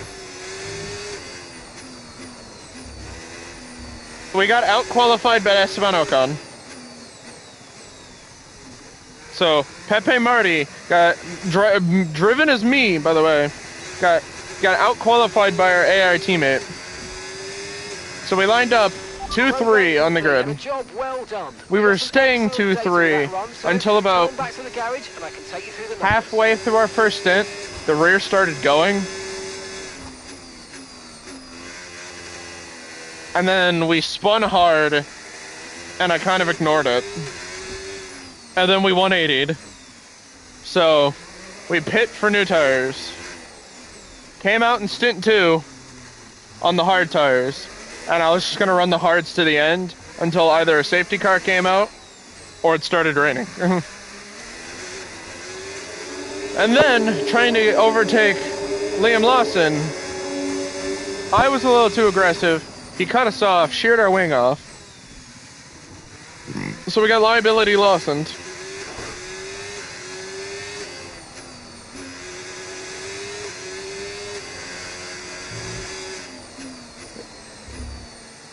So safety car, and then we blew up Kimi Antonelli on accident. So we ended up getting a 10-second penalty for murdering Kimi Antonelli. Oh well, shit happens.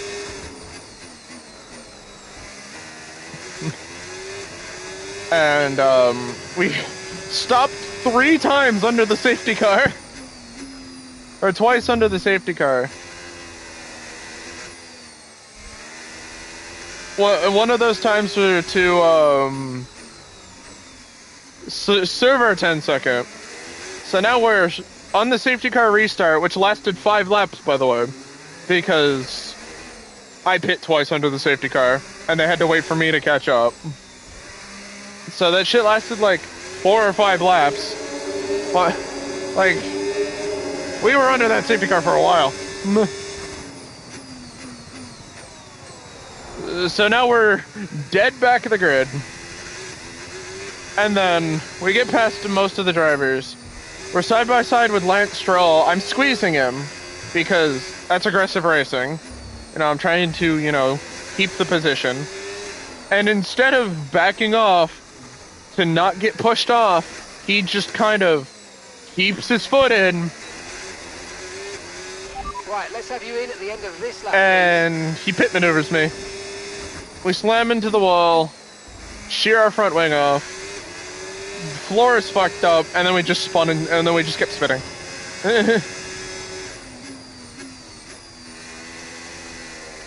But now we're in Monaco. But you know, the icing on the cake is Esteban Ocon finished P3. The sad part is he lost a position from when we started. But the good part is he finished P3. So Esteban Ocon got his 3rd podium in a row. Mind you, he's still winless for us.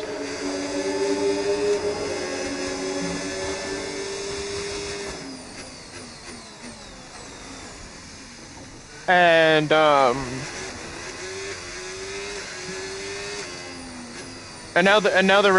we're facing the real question.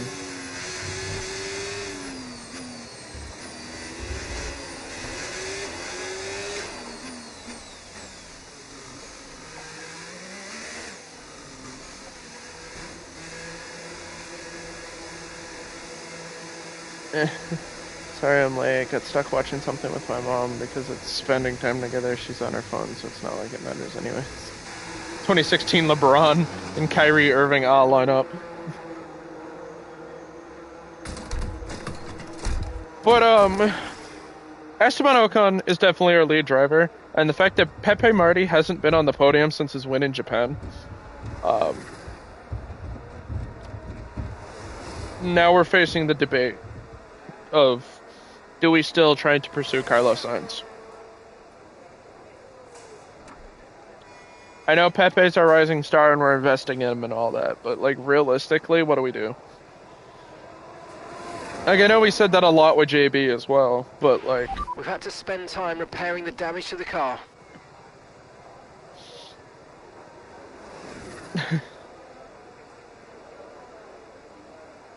Like, I love Pepe so much. Like, he's such a good... It's almost like he's possessed by the John... John. But, like, Ocon? I mean, to be fair, Ocon got 2 podiums by himself. So, like, the podium in Miami was because he was driven by me. But, Jeddah and Imola were AI. So, we're keeping... We're done by the AI. So we're keeping... I at least have plans to keep Esteban. And he seems to have plans on staying. So now we're at the hard we have to ask the hard question.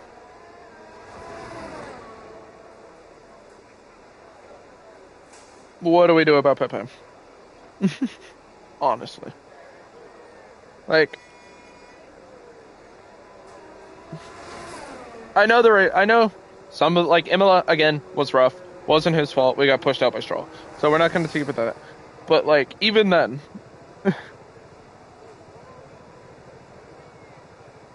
like Imola, we're not going to count Imola because Imola, he was put into the wall. Whatever.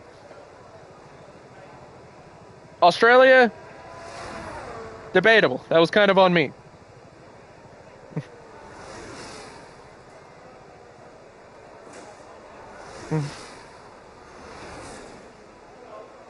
We'll see what happens closer to, realistically speaking, I'm gonna see what happens and what we're looking at closer to the signing window for drivers. Like, once we get to the signing window, then we can kind of talk about it a little more. But like, realistically speaking...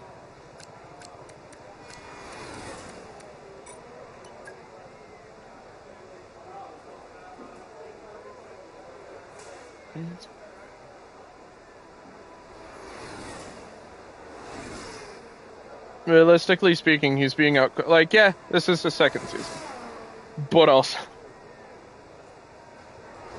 I don't know. We'll see what happens. Because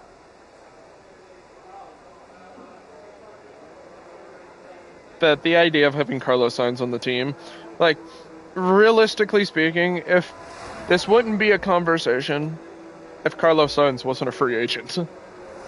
Like, I hate to fucking say it.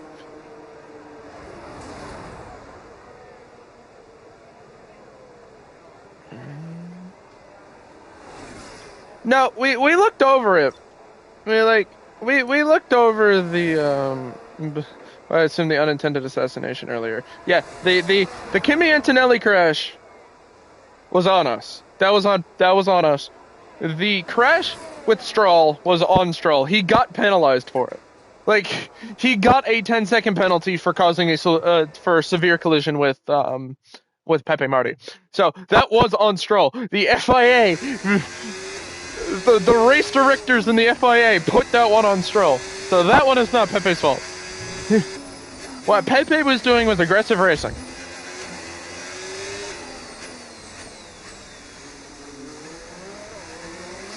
Nothing we haven't seen before.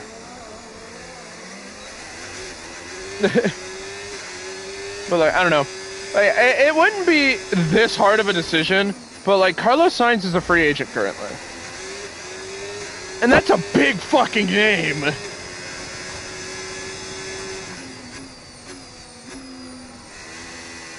Like, am I a little biased because he's one of my favorite drivers in Formula One? Yes. But also, like, that's a huge fucking name to have on the team.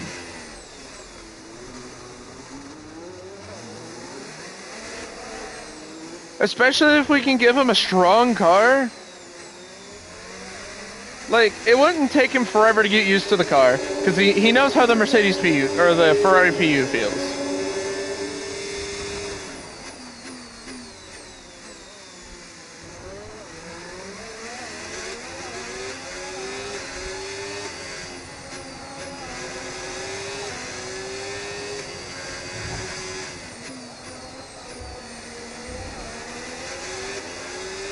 But, I don't know. Because, like, I feel stupid trying to pass up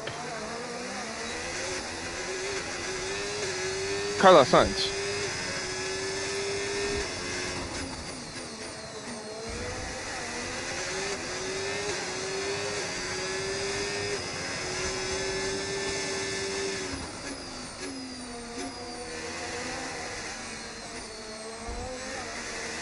And I feel like we should try to scoop him up before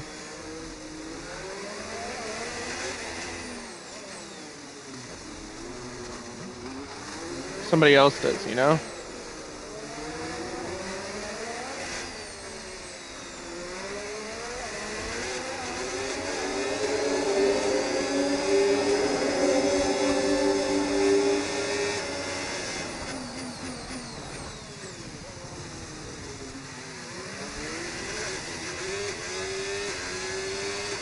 I don't know.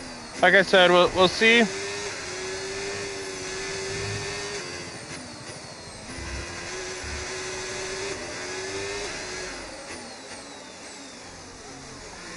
We'll see where everything is come driver contract window.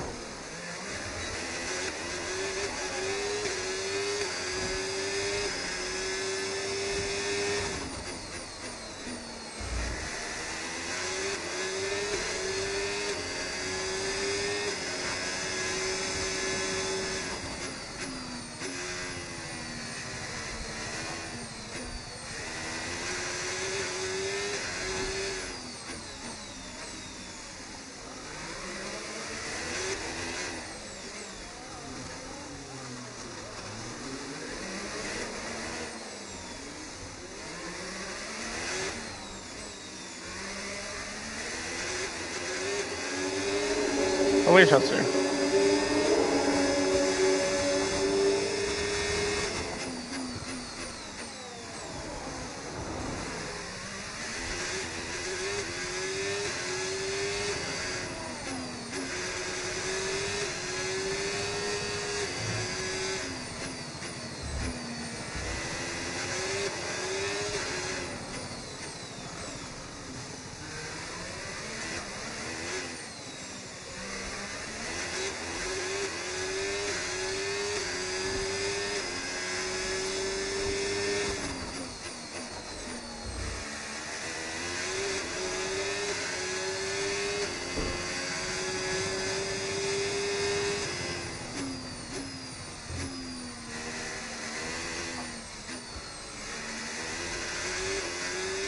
like I said earlier, all we have to do for success here, all we have to do is put the bitch on pole. We just have to line up front row. Either P1, shit, I'll take P2. If we can get the front row, we get a huge run.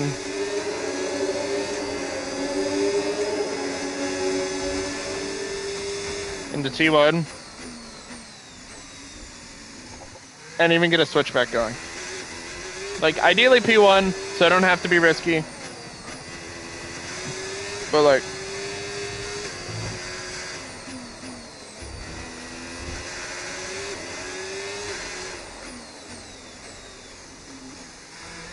I'll take a little risk. Especially since it's going to be wet. And it's going to be wet for a while. So we're going to have a lot of standing water. So the car's going to be in a weird boat.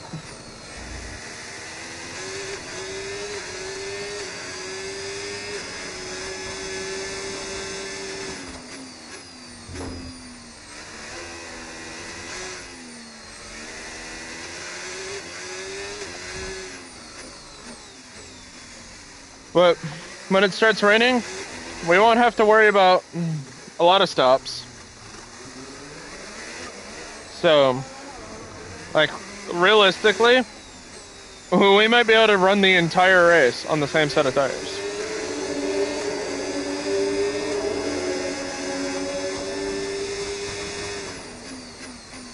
Because with Monaco, with its quirks, the odds of us getting overtaken are really slim. Especially if we put the car in the right spot.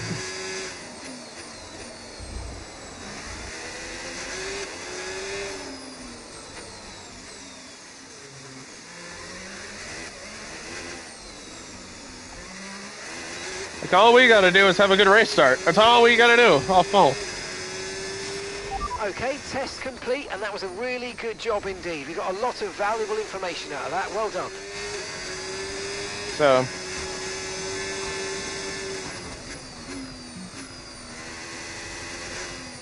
and I have faith in Ocon here. I really do.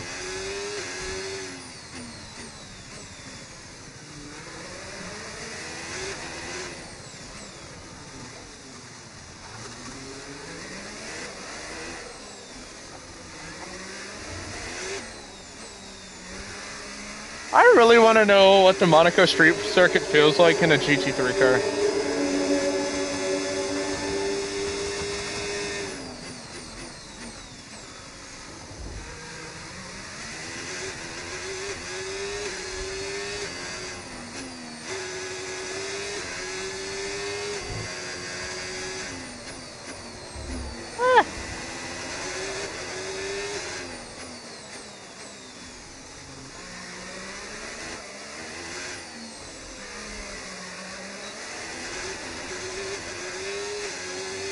Understood. Stopping this lap.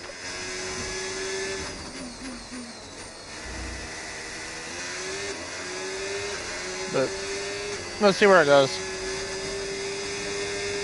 Also, honest to God, as it currently stands, we're in no contention for the constructors. Mercedes is in a league of their fucking own.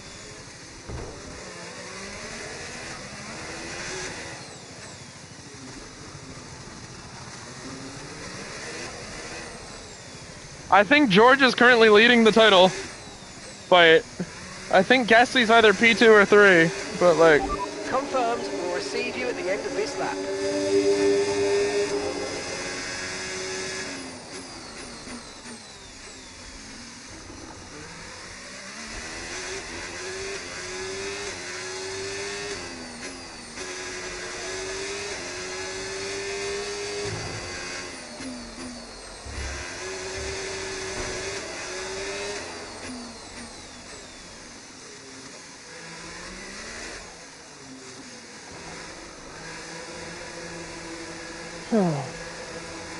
But, what were you watching, Zipper? Just out of curiosity.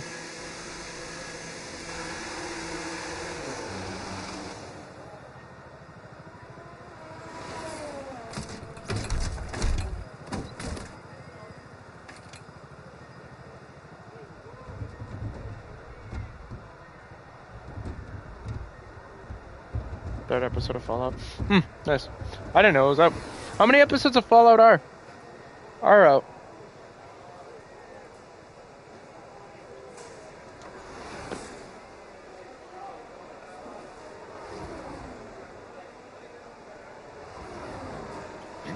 There's only 3 in season 2. Heard. Me and Mom are waiting for it to fully come out.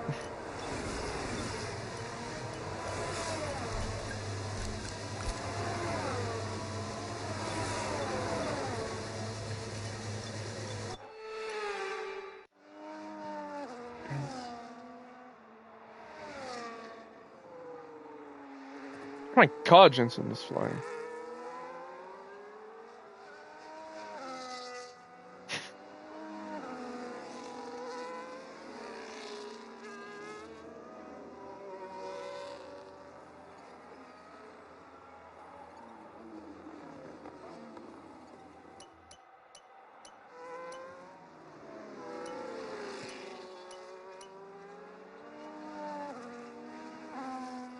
I still can't believe Alpine dropped one of the greatest liveries of the season. They dropped one of the greatest liveries of the season. And then were the worst car.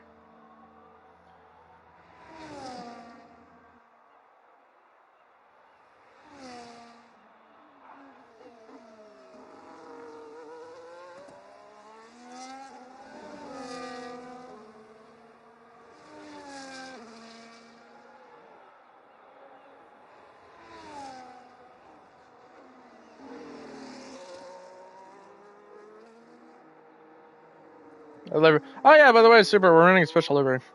I don't know if you were here for last stream, but yeah, we have a special livery. The basis was very Monaco-esque, so I put it in the PER colors. And I think it looks clean. It's classy.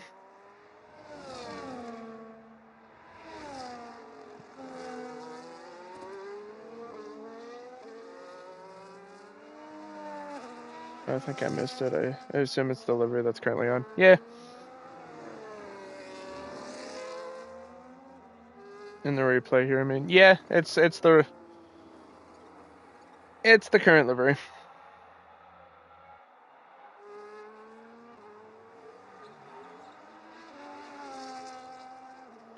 I just think it's clean.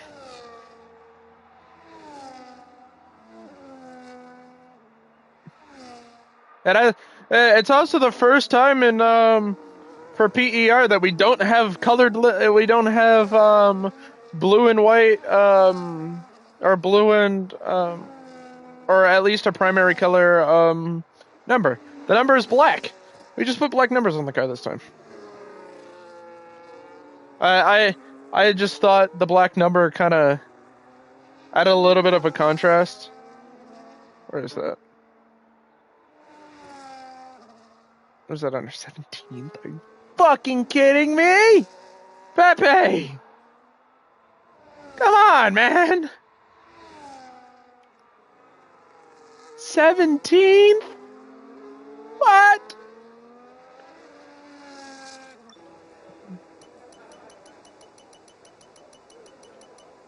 It's 4 seconds off. The pace I set! He is 4 seconds off the pace that his teammate in Equal Machinery put down.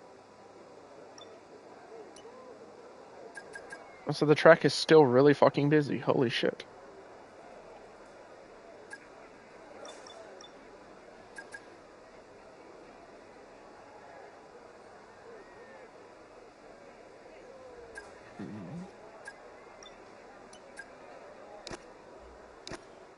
It's worse than 16th! Come on, Paul! 16th! I love that video.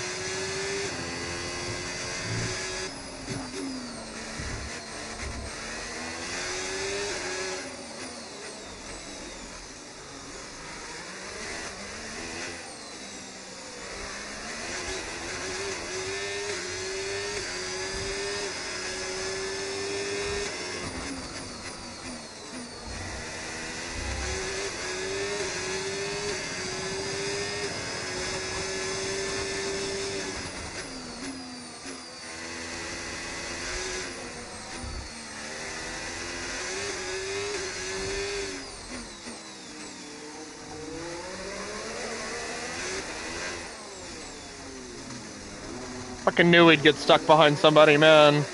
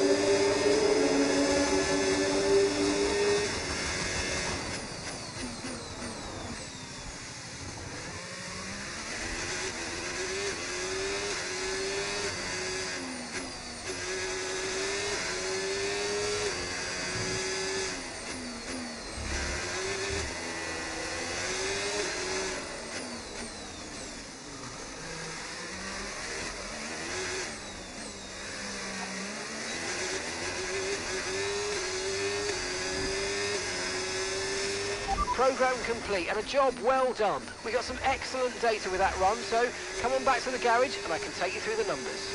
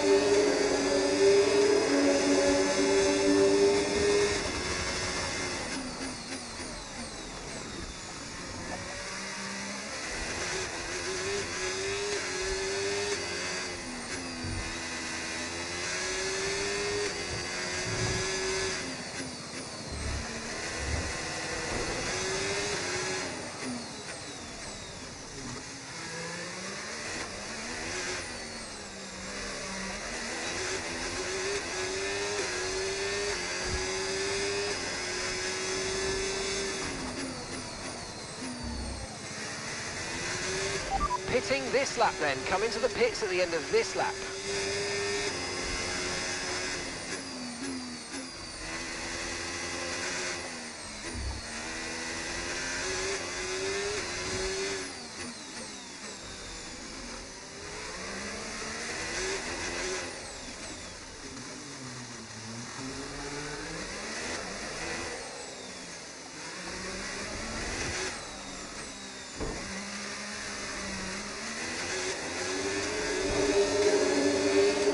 Okay, be careful with the front wing, you've taken some minor damage.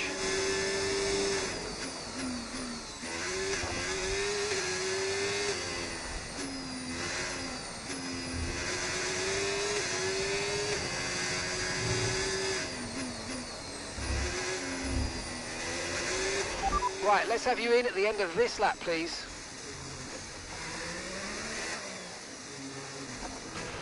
Okay, take it easy on the car, we can't sustain this level of damage. Oh, that one's hard on the arms.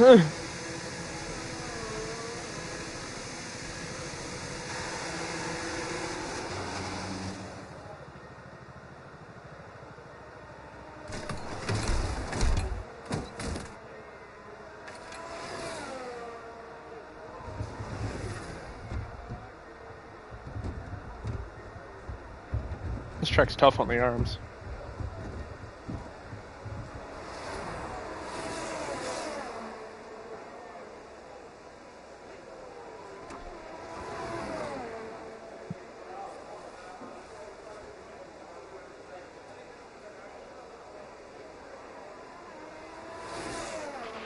Car repairs have set us back a little.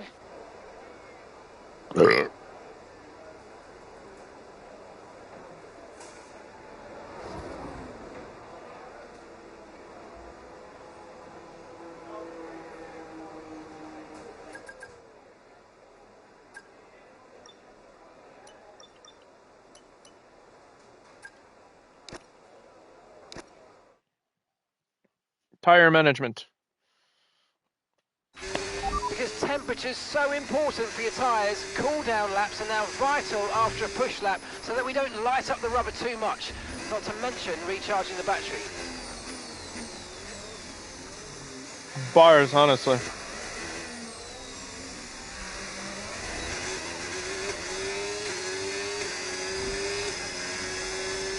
Fantastic lap, that's beaten our secondary target time. What the fuck are you talking about?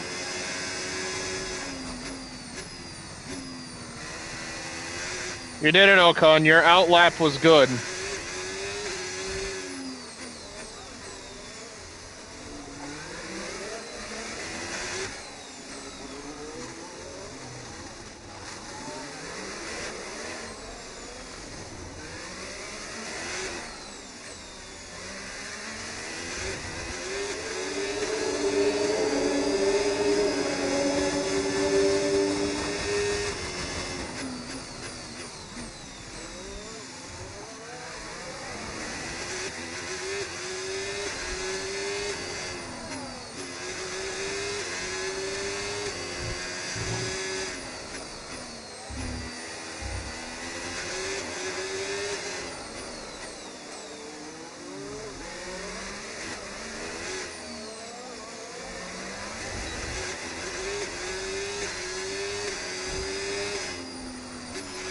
Great work, we've hit our secondary target time. Now let's try and repeat that in qualifying.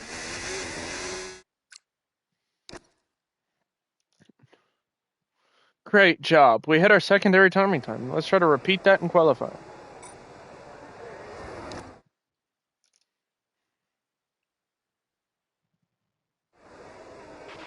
We've had to spend time repairing the damage to the car. Alright, Ryan. Don't worry, we'll probably be in the race by then, so... Knowing you.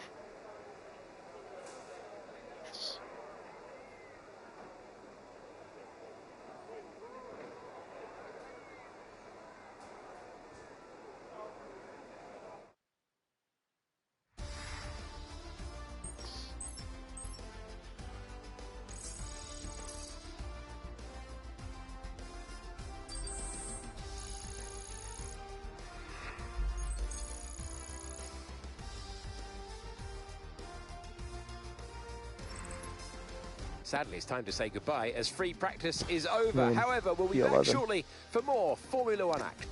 Alright, I'll be right back. I'm running to the bathroom, and then we'll do quali.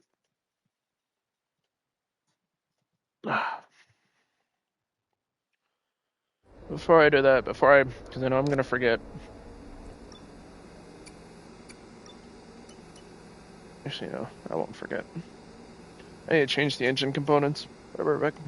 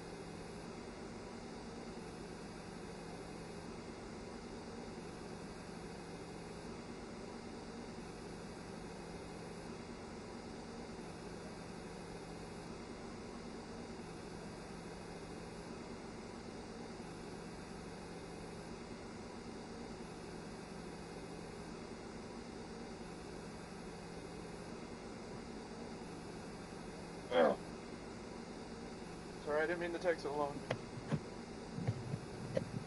I genuinely did not mean to take so long. I'm sorry. I'm back.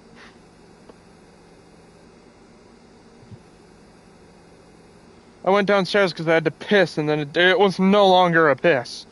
I do apologize.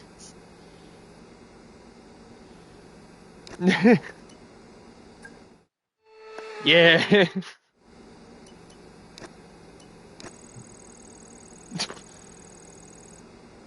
Bro wants me to go piss again.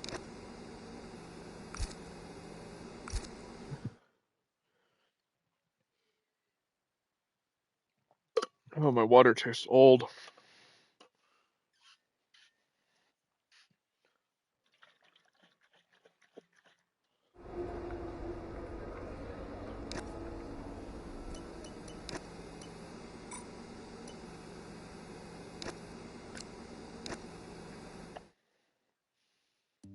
I get new water after stream. It's okay.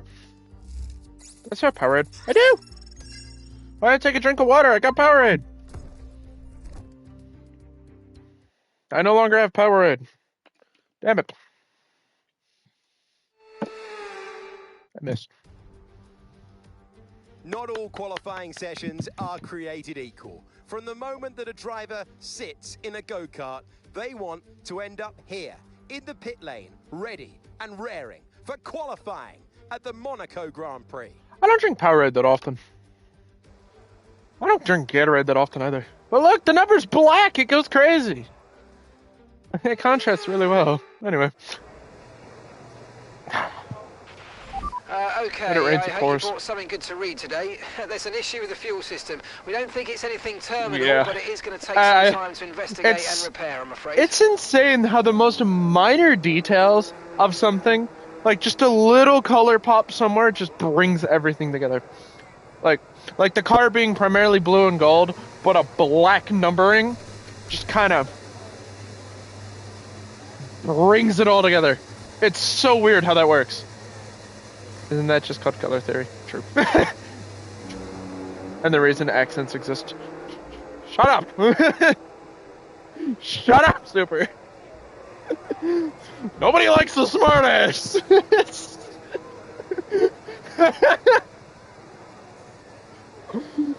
Listen, guy!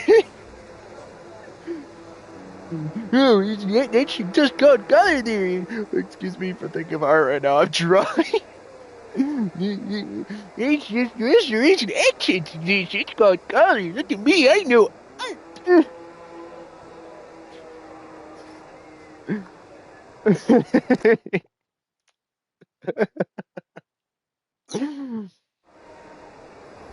At least I'm not delving into the hex codes, bro. Hex codes are awesome. I don't know how they work, but I think they're neat.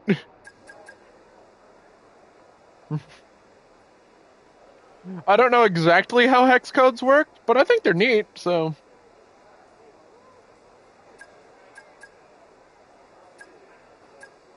There's that.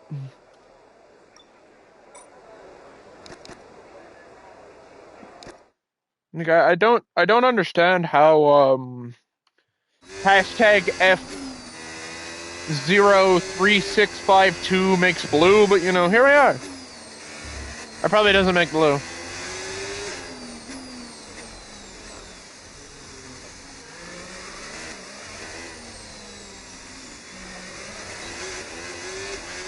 We've been pushed down to P22. Ah, the game's loud. I can sense you typing about hex codes. I can sense it, unless I'm wrong. I'll spare you the abscess for now. I can go into it later.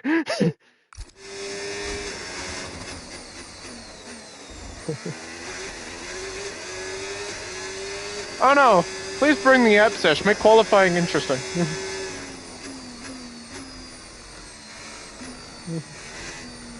Make qualifying interesting. I got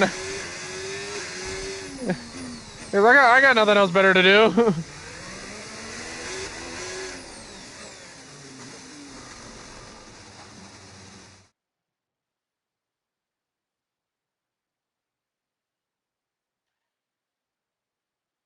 I've made a grave mistake.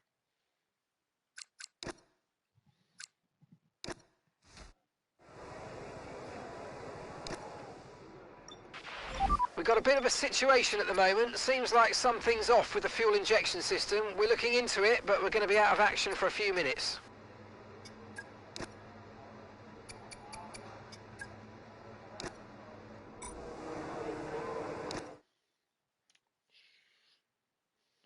I need to change those parts before Parc Fermé.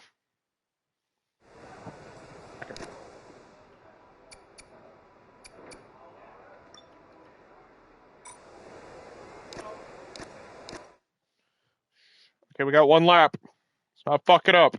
It's just Q1, so.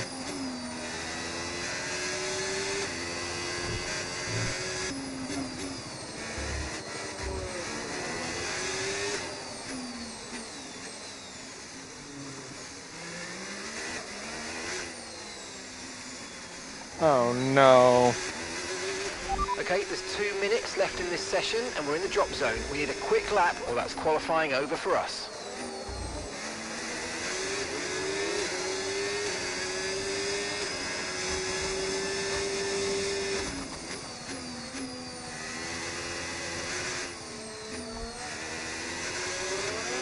I'm afraid we've dropped to P22. P22.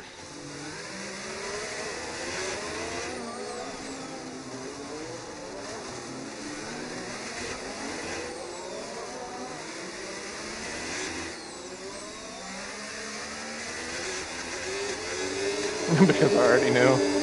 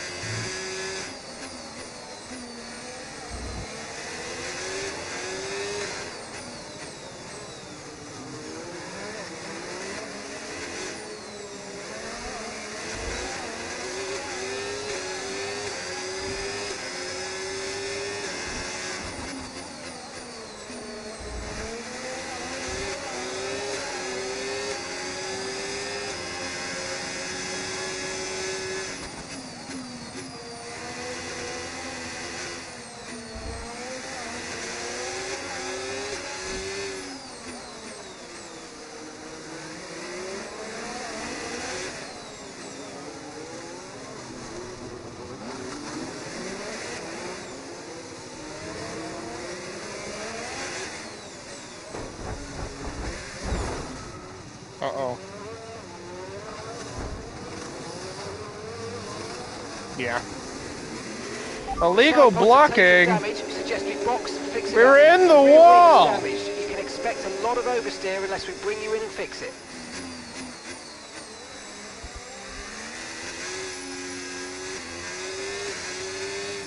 Okay.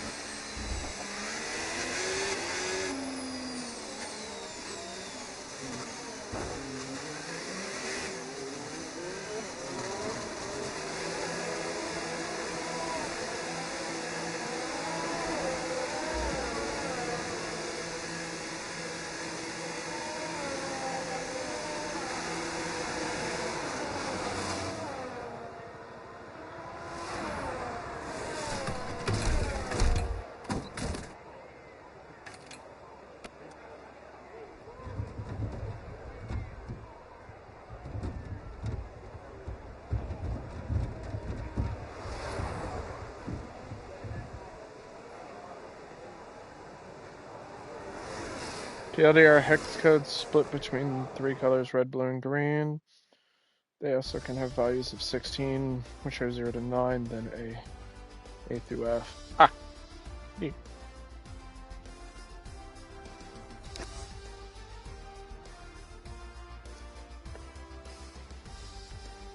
Ten places? Are you fucking kidding me?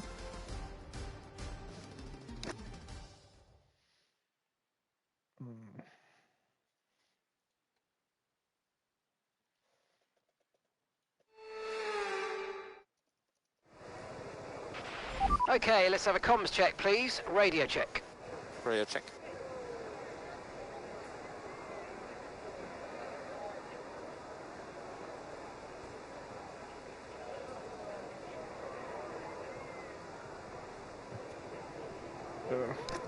So, I'll do you another question. You might know the answer to this one. This one's I'm kind of curious about. Why? So, in regular art, red, yellow, and blue are the primary colors. But why is red, green, and blue more common as primary? I'm doing air quotes for primary. Primary colors versus red, yellow, blue. Like, what's the reasoning behind red, green, and blue being more RGB being more significant than red, yellow, blue?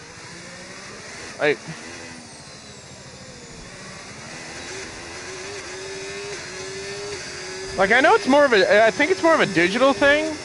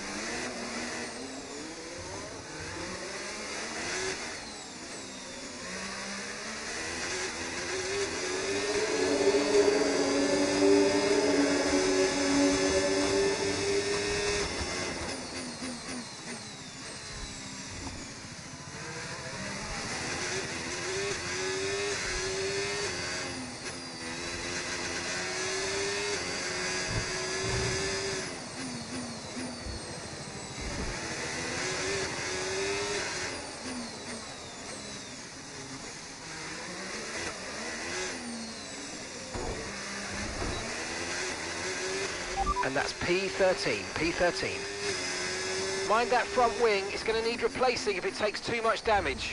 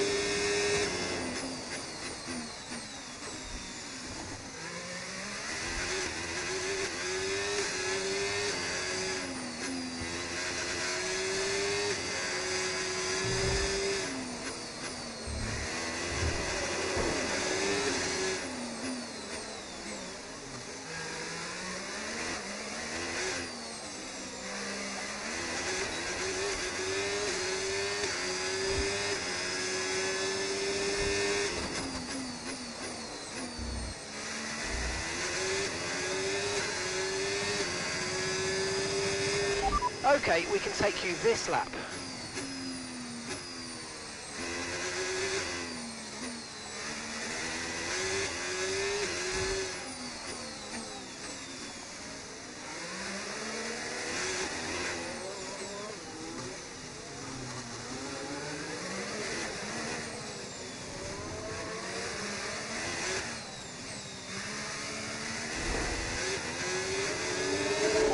Understood. Stopping this lap.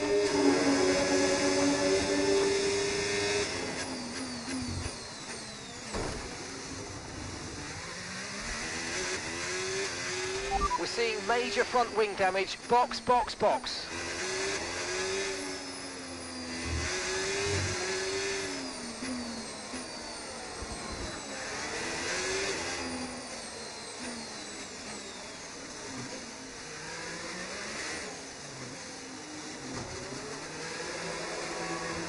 Computers use an additive color technique, meaning that colors are added together to determine the brightness or vibrancy compared to real life, where mixing paint makes darker tones.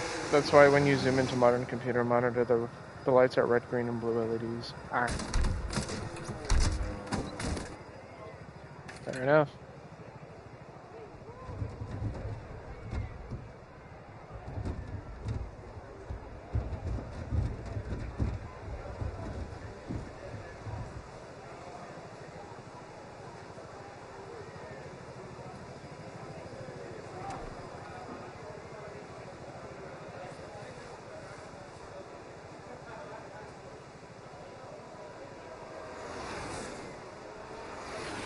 We've had to spend time repairing the damage to the car.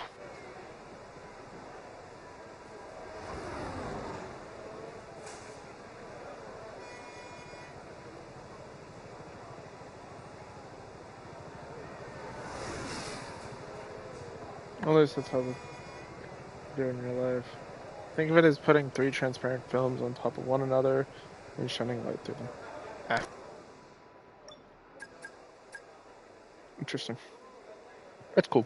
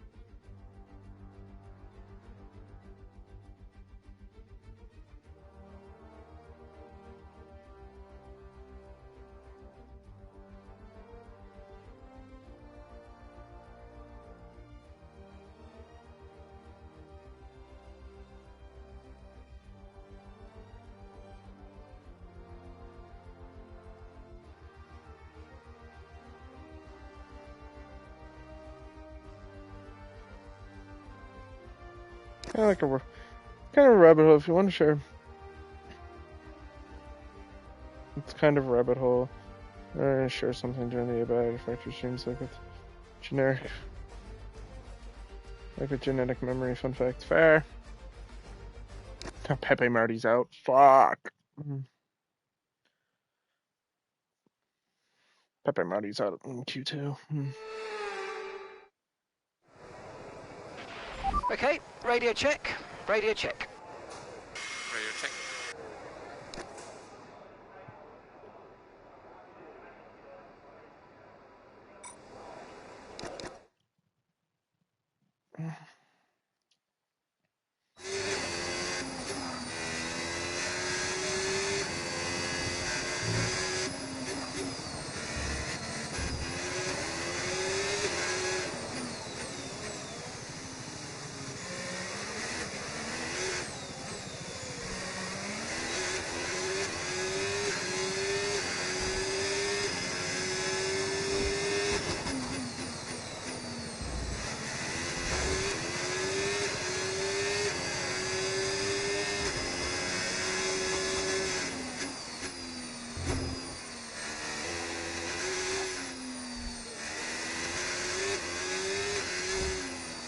Well, my gloves are coming off.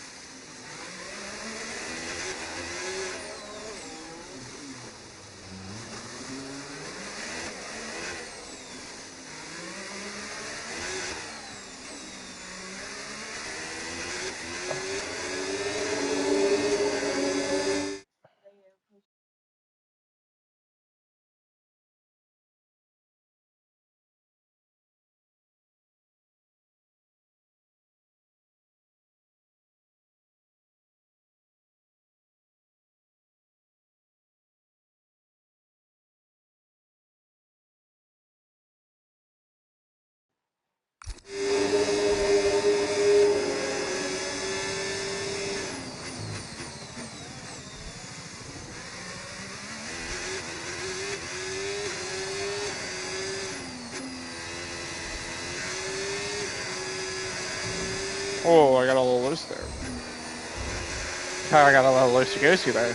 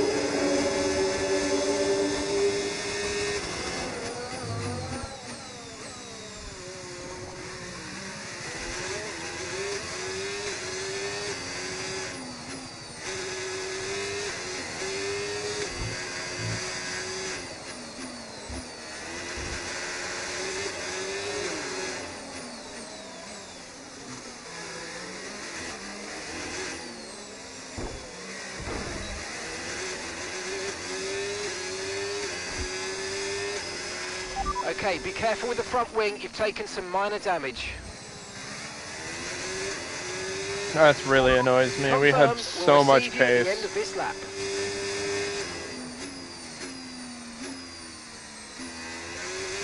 We had so much pace for pole position. If only I didn't get greedy with Ollie in Q1. It would have been a whole different can of worms.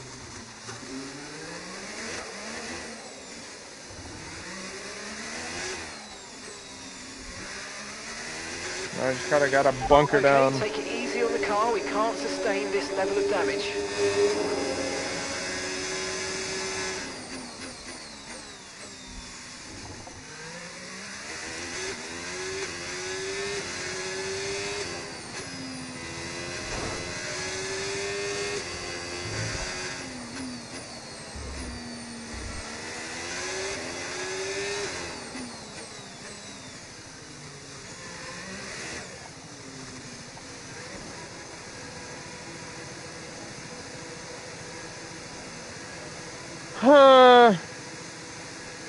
I mean, I sent the big major thing. I sent it to the group chat. We have a 10-place grid penalty because I tried to send it down the inside of Ollie, and we turned into each other, and we went into each other, and then we went into the wall. And as I was trying to reverse that, it's like, actually, you have a 10-place grid penalty for illegal blocking.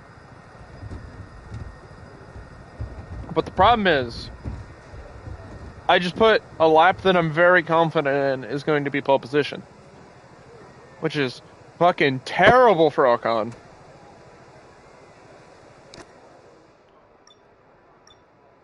Yeah, I just put a fucking monster lap down that would put us in pole. Car repairs have set us back a little.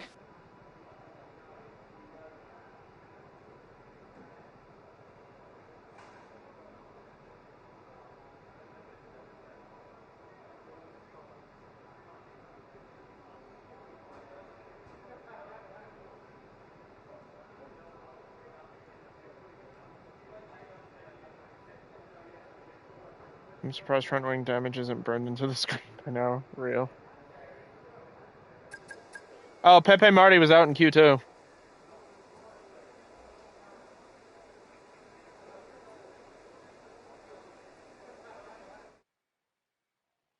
Goodbye for now then, but we are really just getting started. Make sure you join us again for the Lights Out tomorrow. That's such a good lap down, too. Damn it, man. That pisses me off a little. That upsets me a little bit. Ocon could have won his very first race for the team. His second GP win in Formula 1.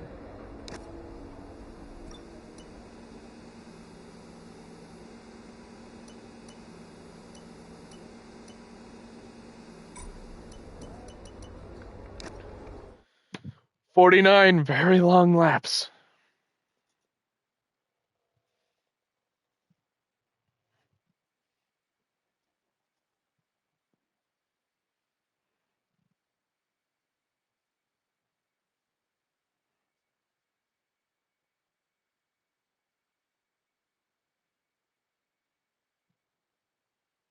Let's hope no one gets into ass. Let's hope no one's into ass. Oh my god, holy callback.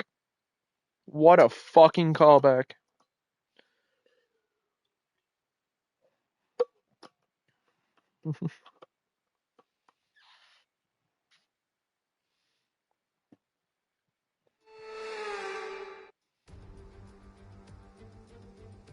A proper road race, and in the true meaning of the word. That's how Mr. Monaco, the late great Graham Hill, once described this iconic event. The cars we drive have come a long way in the intervening half-century, but we still race on those same public roads beside the Mediterranean. There is no victory more coveted than that of the Monaco Grand Prix. We already see the lowest average speeds of the season here at the Circuit de Monaco, and they'll be even lower in the difficult conditions today.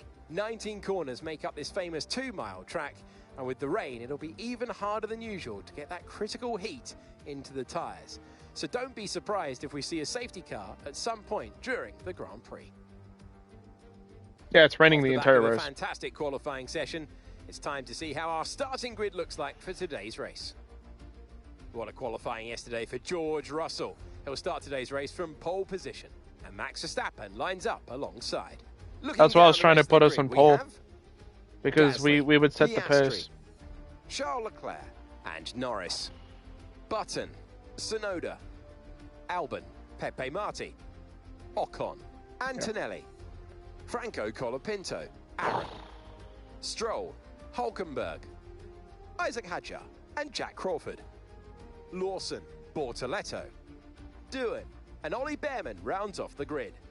Now, it's almost time for lights out, so let's go down to the track. All we had to do was put it on pole position. Welcome to the commentary box. I'm Alex. Because then I Jones. could set the pace for the rest of the Alongside me race. is Anthony Davidson. Well, they say you're only as good as your last race. And on evidence there, that was very good indeed. How do they carry that form through to today? You've done it once, can you do it again? But, you know, if you start believing in yourself and the confidence starts to build, that inner confidence is what you need. And you can carry that through to future races, including this one, and you set that ball rolling. That's the critical thing that they're looking for here. And I believe if you've got that first race win or a win at any stage, it can start to roll with you in a good way. All right, give me a quick radio check, please. Radio check. Radio check. The boss wants another podium finish this weekend. I know you're more than capable.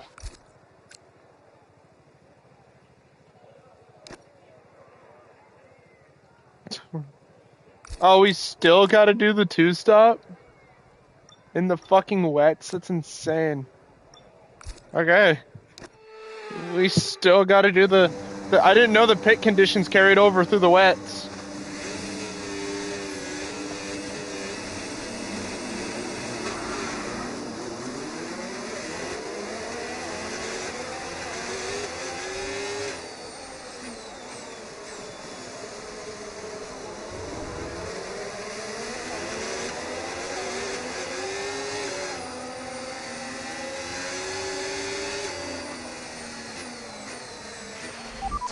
Left of this rain, then we think it's going to dry up. 10 minutes.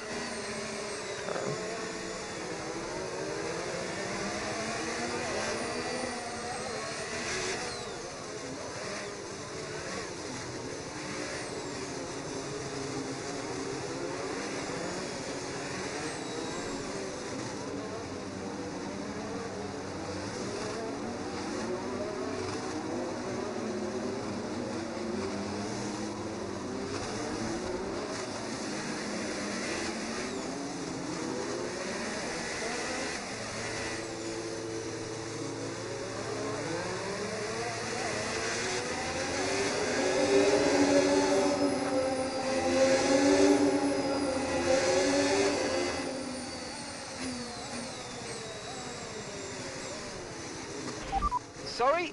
No, don't do that. What good would that do? We can't do anything to the car and we have a race to get on with. Do not try to come in, just form up on the grid, okay?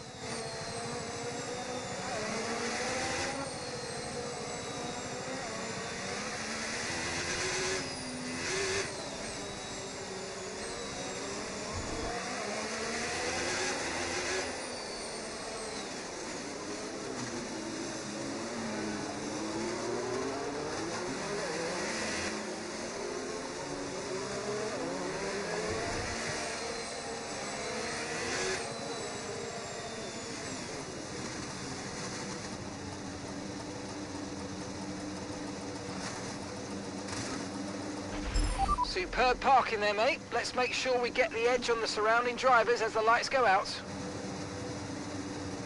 No man, you gotta go those two tires are bald, trust me. We're on Interselects.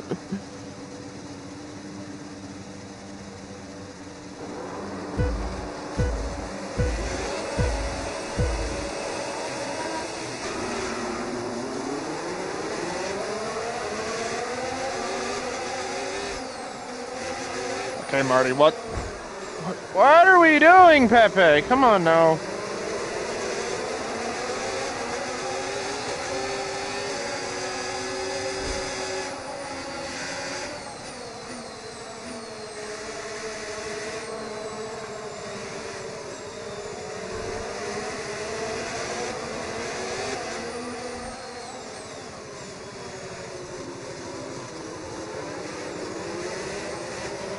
Okay, mate, don't worry about the damage. I've got some new strategy options if you go and check your MFD.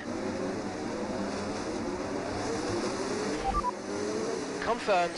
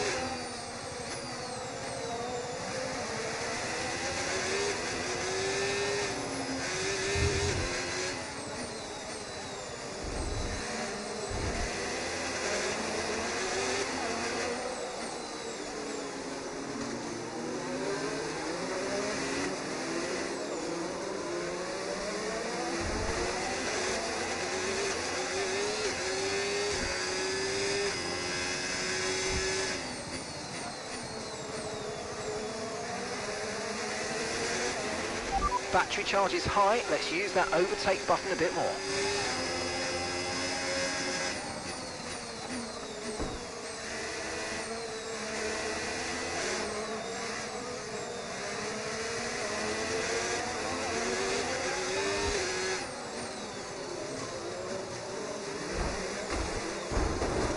Okay. Okay, buddy.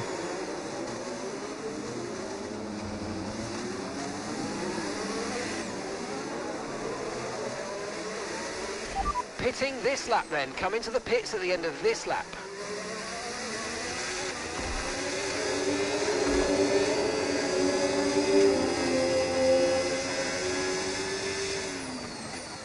That was on me.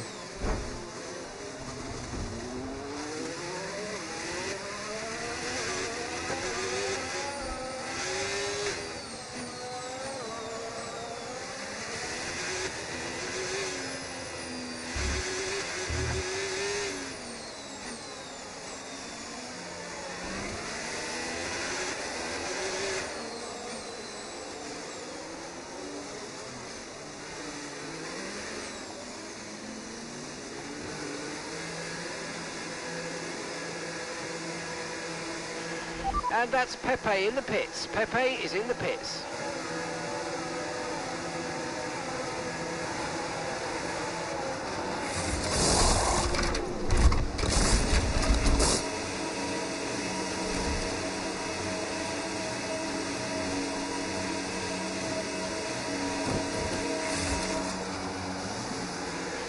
There seems to have been a problem attaching the front wing. We need to try and put that behind us now and finish the race strong. Okay, one stop to go, just one stop left in this strategy.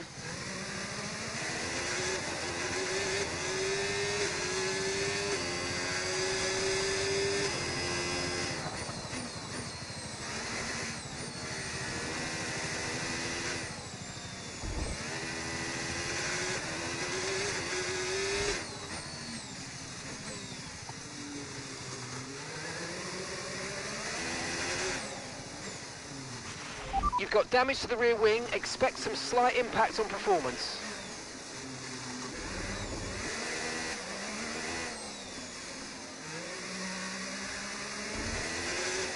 Rear wing's fine.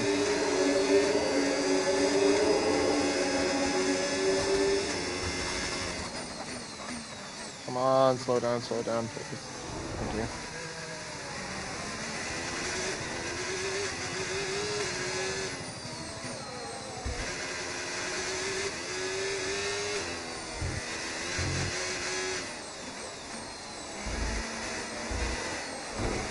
Fuck, man.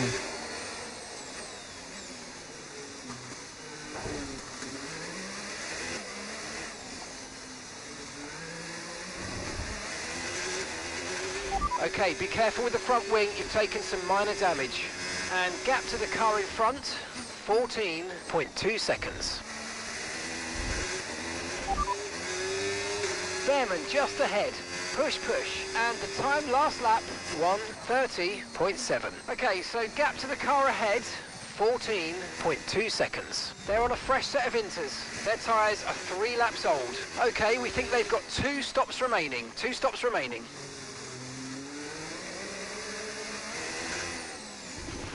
Gap to your teammate behind, 15.3 seconds.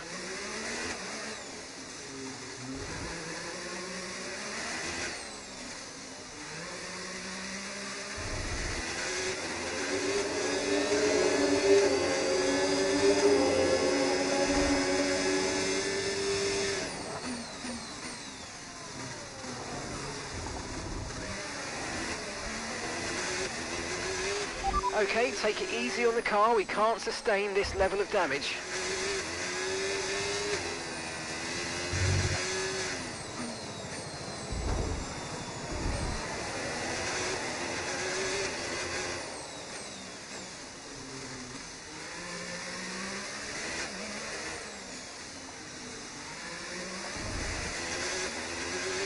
I don't think the line is really dry enough yet to start thinking about slicks. Let's hold on to the inters for a little while longer.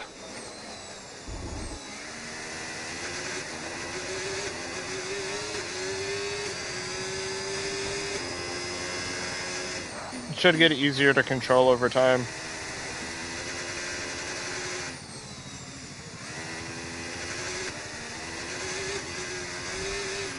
Tyre condition still looking good.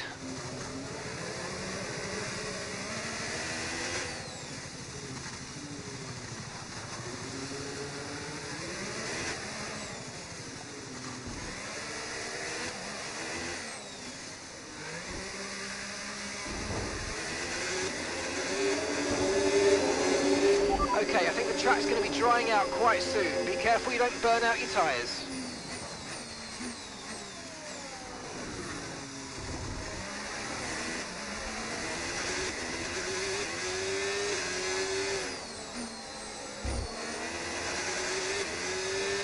Okay, keep an eye on that gap ahead, please. 9.8 seconds.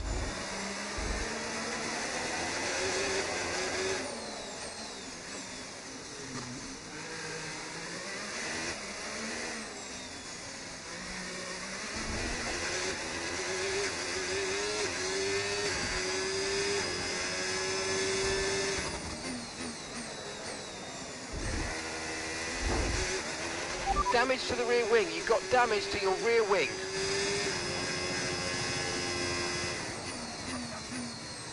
Well, we really don't, but okay, thanks, Mark. It's probably like a chip in the rear wing. Hang on.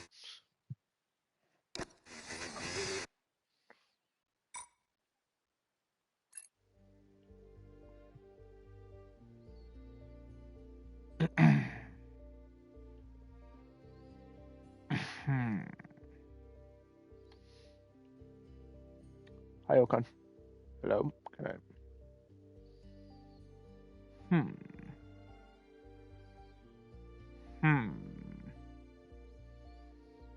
Do you see it?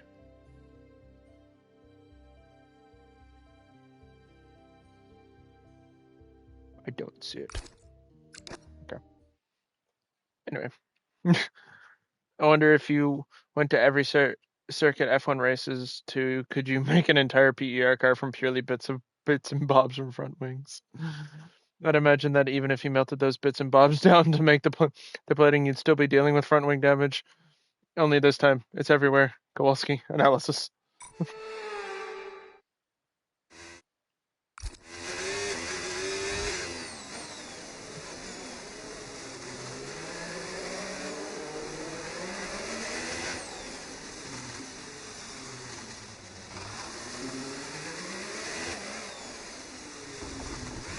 I mean, there's probably enough carbon fiber around most of the tracks to... Okay, listen, don't worry about it, mate. It can happen to the best of us. Now look, I've put a new strategy option for you in the MFD, so go and have a look. Got that, confirmed.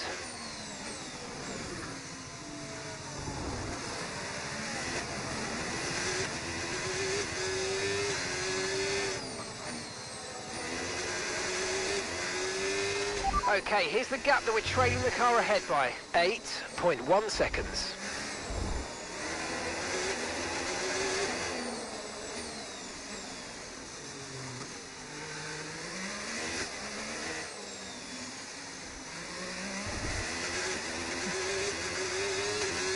There's probably enough PER around some of the tracks. Why do you think development gets paused for like 4 weeks whenever we fucking have a major accident? We're putting the car. It's like the Williams when they were putting the car back together with you know the scrap box. We're doing the exact same thing here with our very own scrap box. I think it's gonna take us 11 days to put the car back together. To start developing upgrades. We're building front wings out of whatever the fuck was left over from the car in Imola.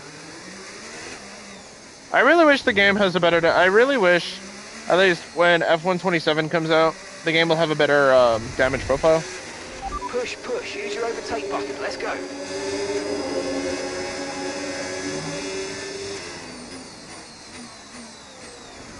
Like, when you get in accidents, like, actual parts will come off the car. I think that'd be really cool. Like, there used to be one of the older, like, really old F1 games. When you got in a crash, the fucking rear wing would shear off.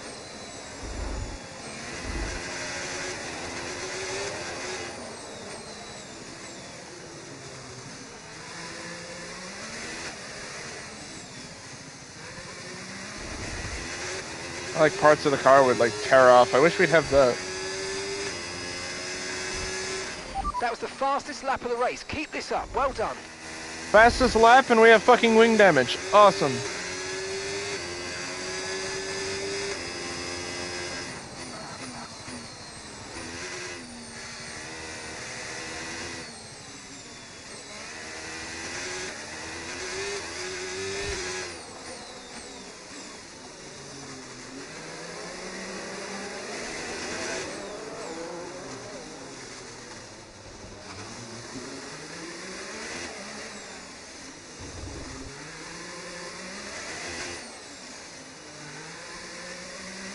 Okay.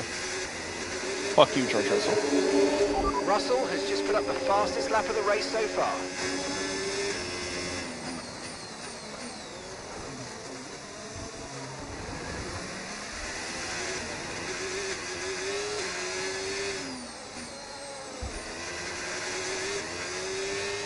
Okay, gap to the car ahead, 2.4 seconds.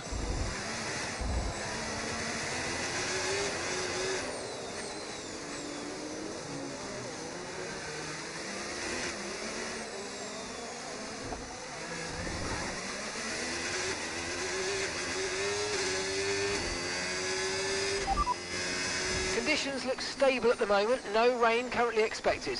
Okay, not sure whether dries or inters are faster, we're right on the crossover.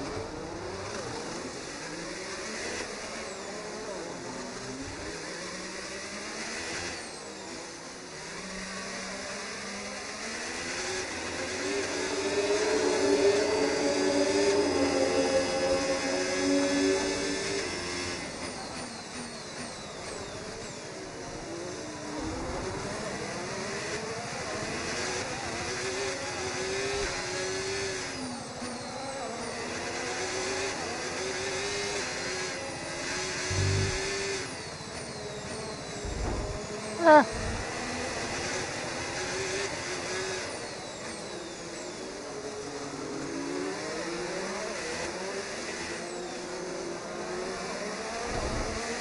Oh, fuck me, then. Right, let's have you in at the end of this lap, please.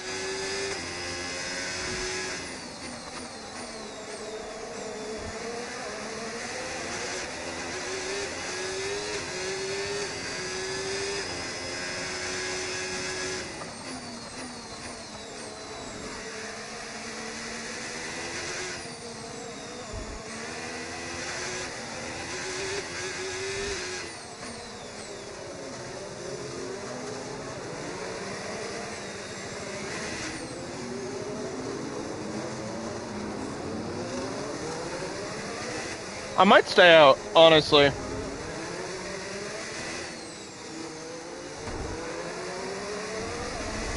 Like, I honest to God might stay out until the crossover period.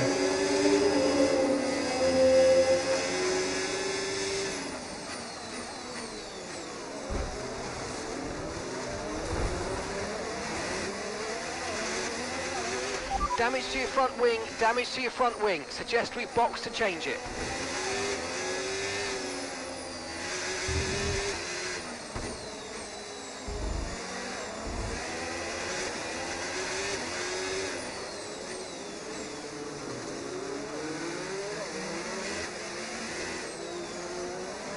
Like, I know we're gonna be really slow now, but like, we only have to do one more stop. They still have to do 2. So if we just kind of stay out with the damage, yeah, we're gonna be slower, but we can gain an overall net on the other cars. Hypothetically.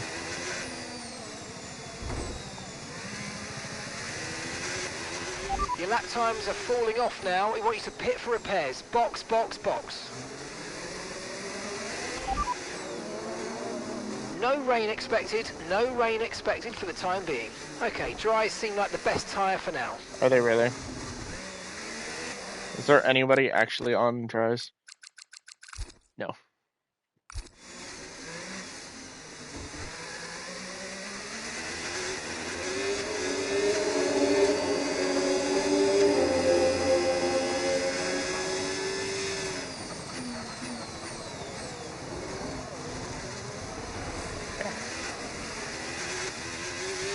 No tyre concerns at the moment, just focus on the driving.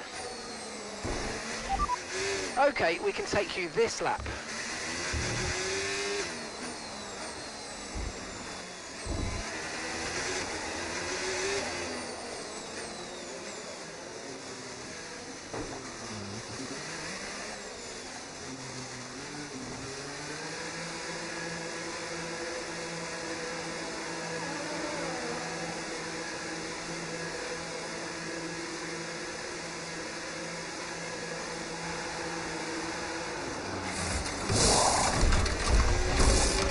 Okay, there seems to have been a problem removing the front wing, but we've got to try and put that behind us now and finish the race strong. Get your head down.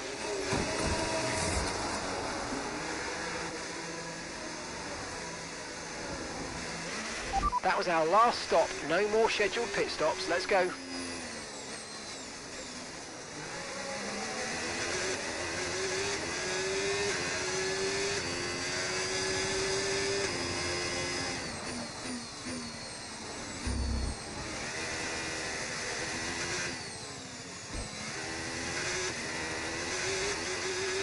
The tyre situation's an interesting one, but I think the right call is to stick with what we've got for now.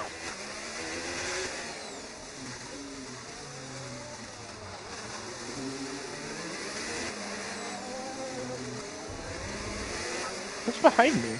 I'm about to get fucking lapped? Oh my god, I am. Fuck me, man.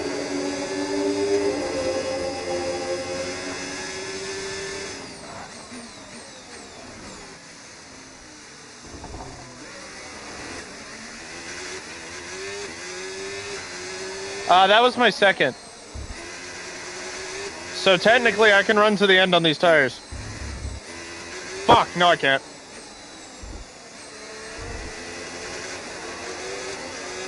Fuck, we were 1 lap off of the crossover.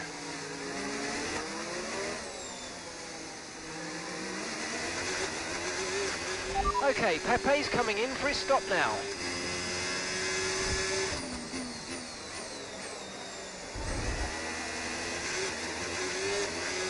Fuck, man.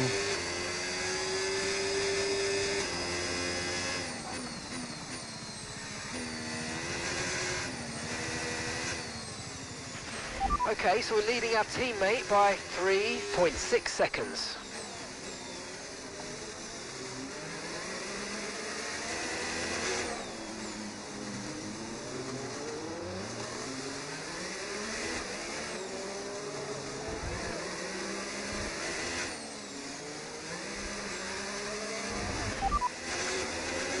Got damage to the rear wing, expect some slight impact on performance. Systems all looking good, head down. No threat of rain for the time being, conditions look good. Dries definitely seem like the fastest tyre at the moment.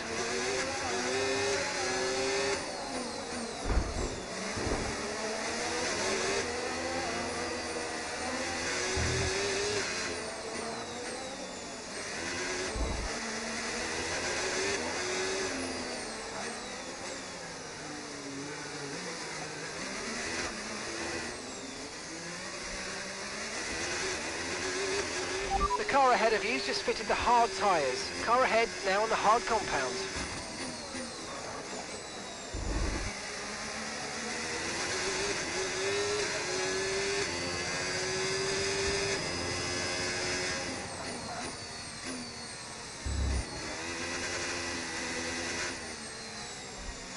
I'm staying out until it says DRS enabled. Because we are putting a lot of speed onto these cars. On inters. Like, they should be so much quicker than us, and they're not.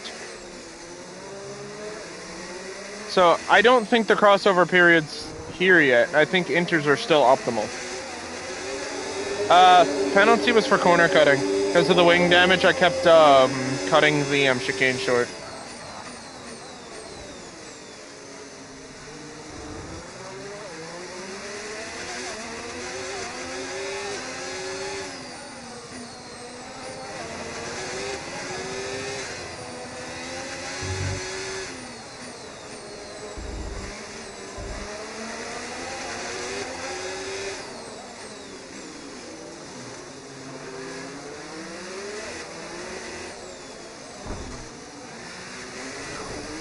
Oh my god, we left the room.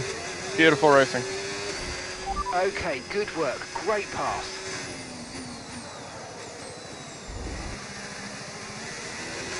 Like, the grip is still there, and we're still putting up speed, so... Realistically, I still think the inters are good for now.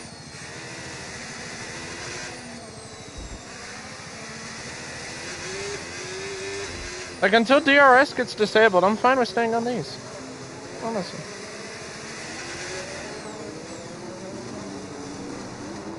And hell, if we stay out long enough, we might be able to put a medium stint down.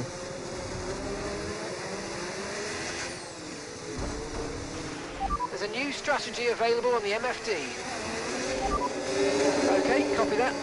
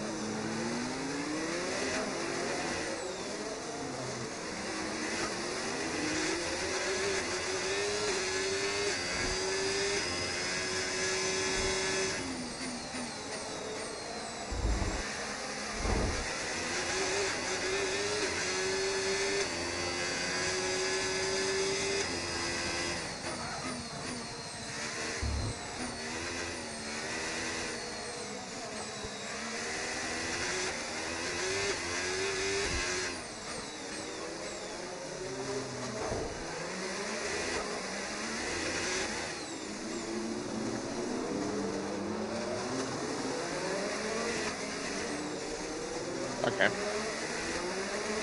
It's time to switch.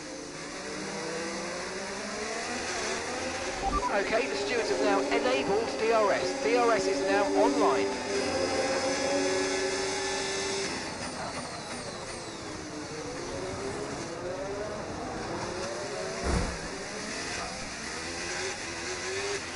VSC deployed. The virtual safety car has been deployed. We need to keep a positive delta here. Slow down and maintain a positive delta. Understood. Stopping this lap.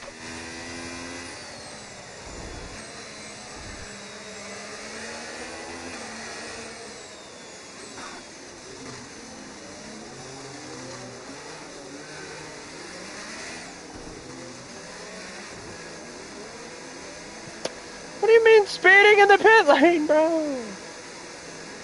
Fuck.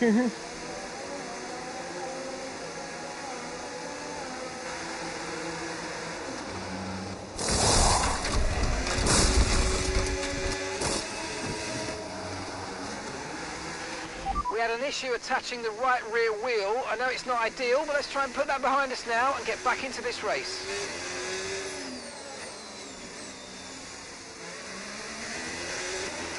Okay, slow down, slow down. Your delta's negative, which means you're going too fast. Reduce your pace.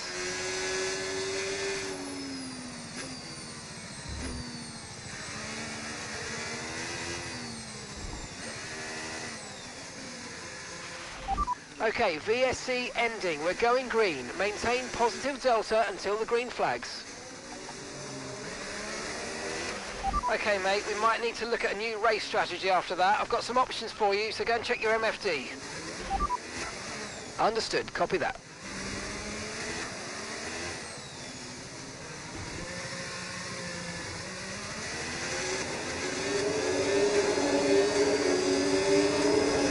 Caution, caution.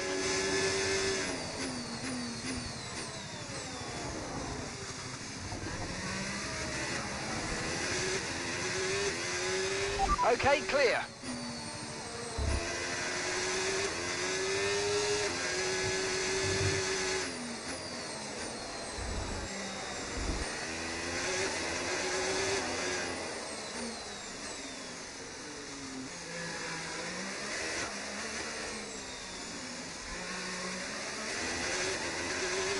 We've got a lot of spare energy. Okay to use your overtake button. Okay, gap to the car in front, 8.6 seconds.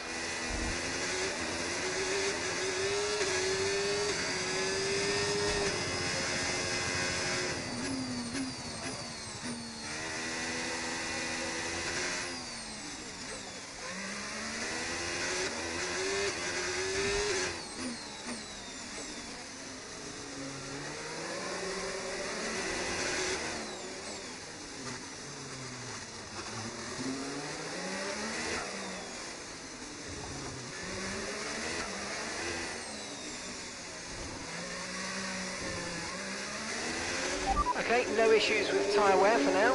Keep taking care of them.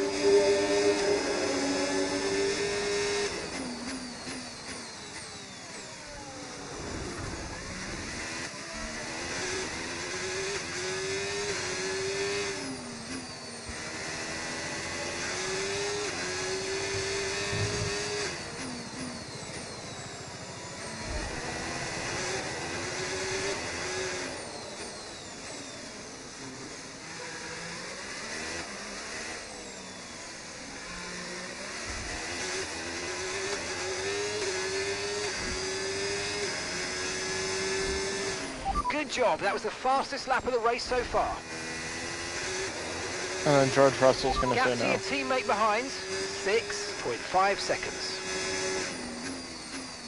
Every time he says gap to the car behind, I wince. Whenever I hear 6, and I'm just waiting for him to say 6, 7. I wince. That number scares me.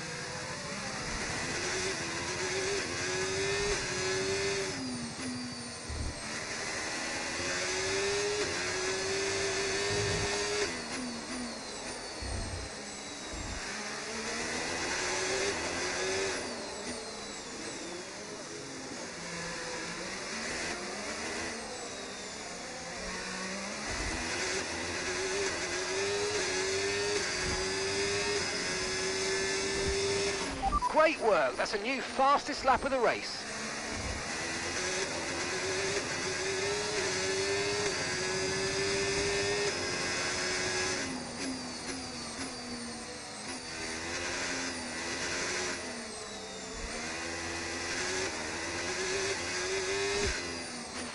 Okay, gap ahead, 1.7 seconds.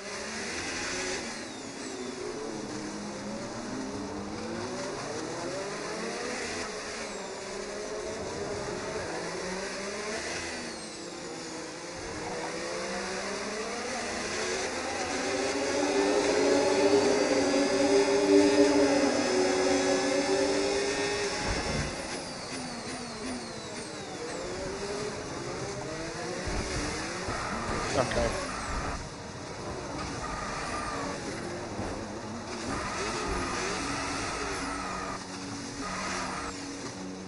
Virtual safety car deployed. Slow down and maintain a positive delta.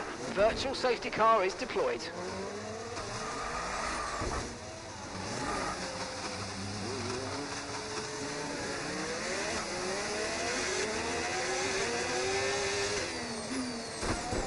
Yep. Yeah, sorry.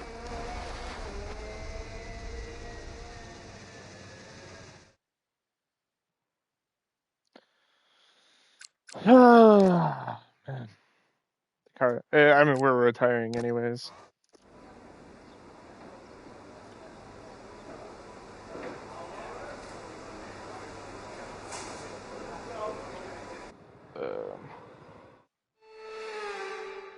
That's The what happens British when you try to driver overtake will Monaco. see the checkered flag first. Ollie Bearman What? the win. You always look back at a I'm race like this and fucking think, sorry! if just made that mistake there or locked up here, there would have been contact. And every one of those overtakes What? is a moment where you have to absolutely nail it, perfect it, and that's exactly what they were able to do today. Great stuff indeed.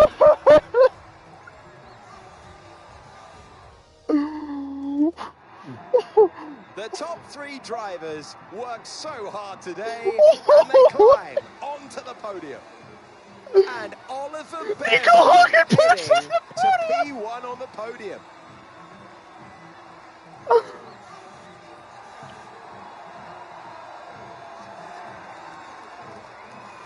What the fuck is happening?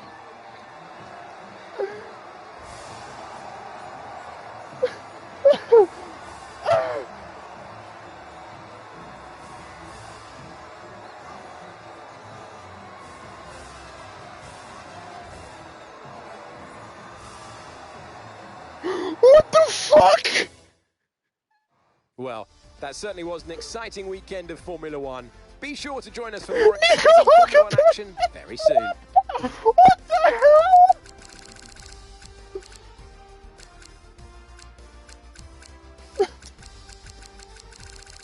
What the fuck happened? Ollie was the only one to finish on the lead lap.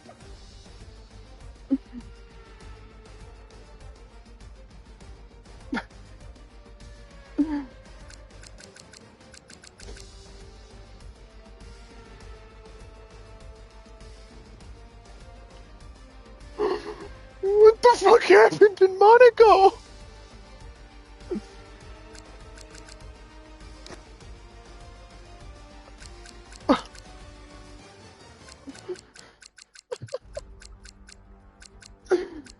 I took fourth.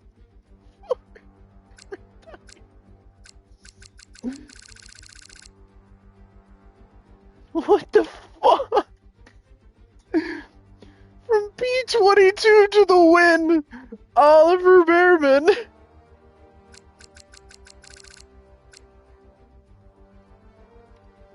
What a fucking race. Holy shit. Like, so I had the subtitles, right? So I just saw the British driver and I was reading and I'm like, oh, it's going to be George Russell. And then I saw Bearman. And I'm like, that's not real. As soon as I stood up, all I just hears, Ollie Bearman. I'm like, what? Nico P2. What the fuck happened? Oh, that's going to be a TikTok. View lap times.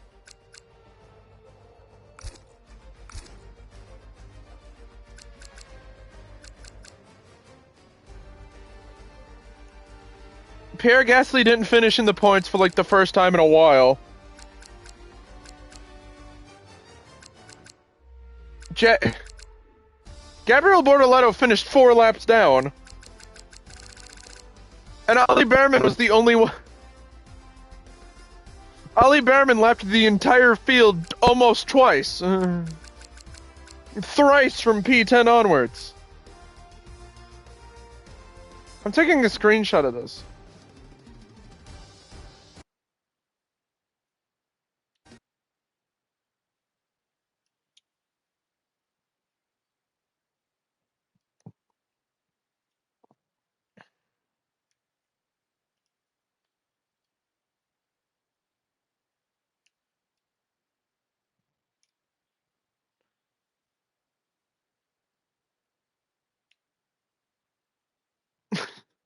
I'm rewatching the clip.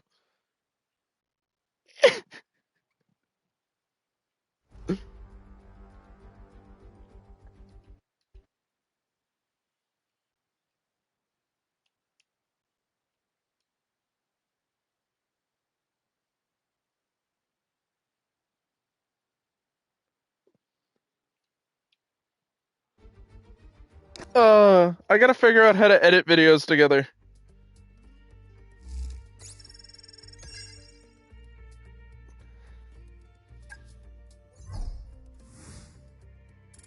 Oh, we're not gonna see any upgrades anytime soon. Oh man. We're not gonna see any upgrades anytime soon. Fuck. Oh, it's so over, man. Boss, we've got interest. There's a sponsor looking to work with us. Ooh. Ooh, Scalar. Ooh, I like that. I like that. Bit of a Italian. Our rivalry is intensifying. Era-defining 74-point gap.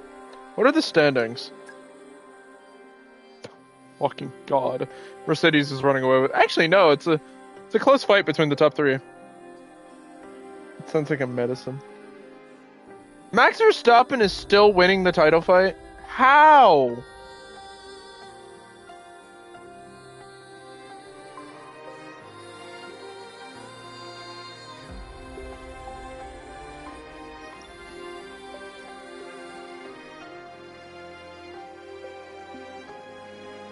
Oh no. So Imola was the first 1-2 for Mercedes. What the fuck?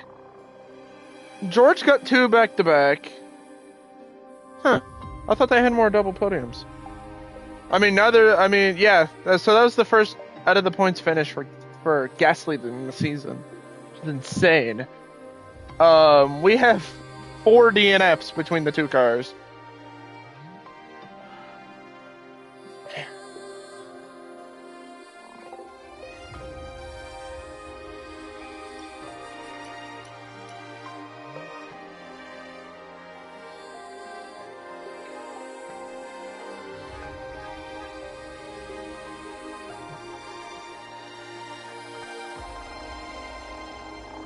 It's so bad.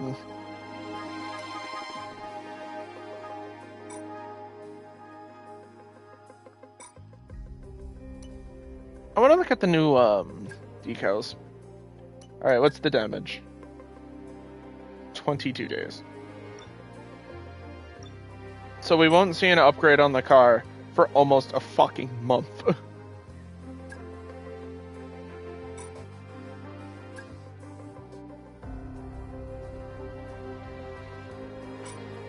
Mercedes is on another fucking level.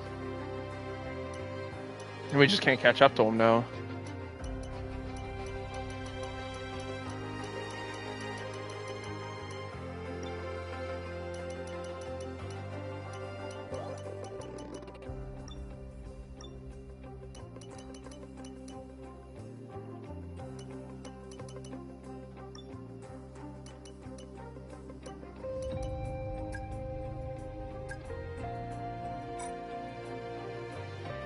Guess we can just start researching random shit.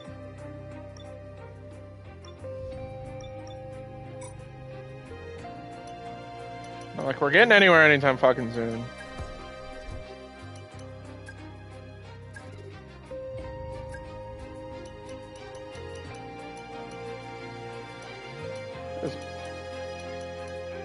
There it is.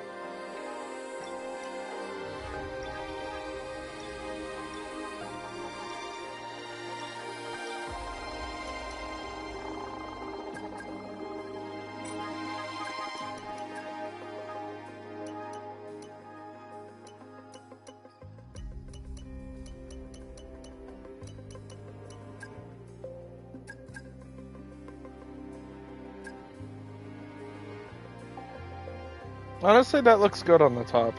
Not gonna lie. That looks really good on the Halo.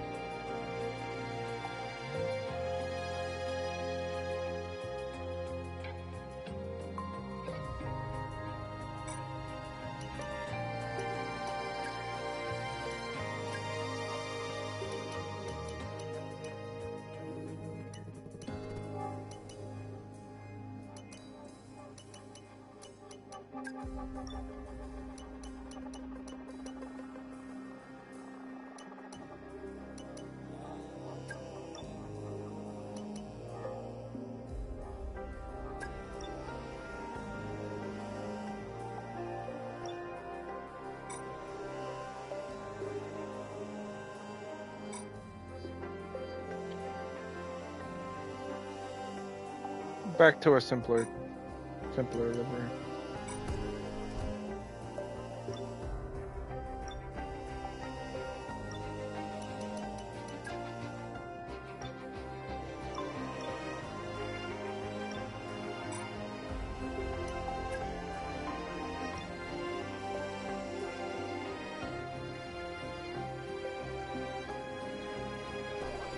Alright. So, the PER 26 will be back for the next two races. Spain and Canada. And then Austria, Great Britain, I'll be running another livery. Belgium, Hungary. And then I don't think I'll change liveries again until Azerbaijan and Singapore. Which I might do the ugly livery for, because I think it's funny.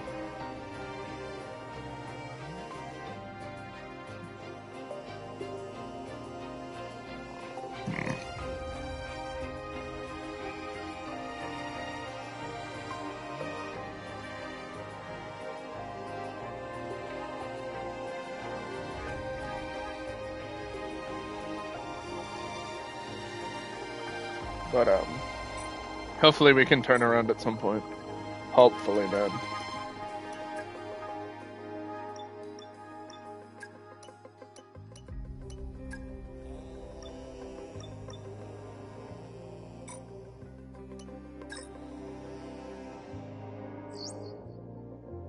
Hey, Chief. We've got multiple parts out of research. Don't forget to develop them. We've got performance sitting on the table that we could be getting into the car. Hopefully, we can pick up some pace in Barcelona, the Angry Cat, the Shadow Cat, and then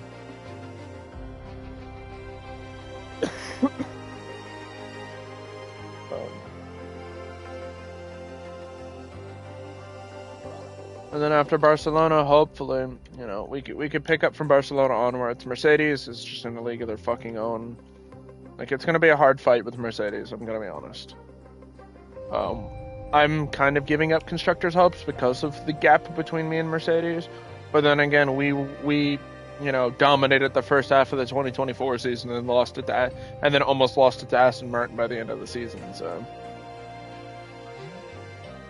like, anything is possible, but like, I just don't have hope. Mercedes is so strong; they have such a strong lineup. But next week, hopefully, it'll be returned to form with. So the next stream is Saturday, and then hopefully after that we'll do, you know, Claire Obscure on Tuesday, whatever. But until then, I'm gonna wrap up.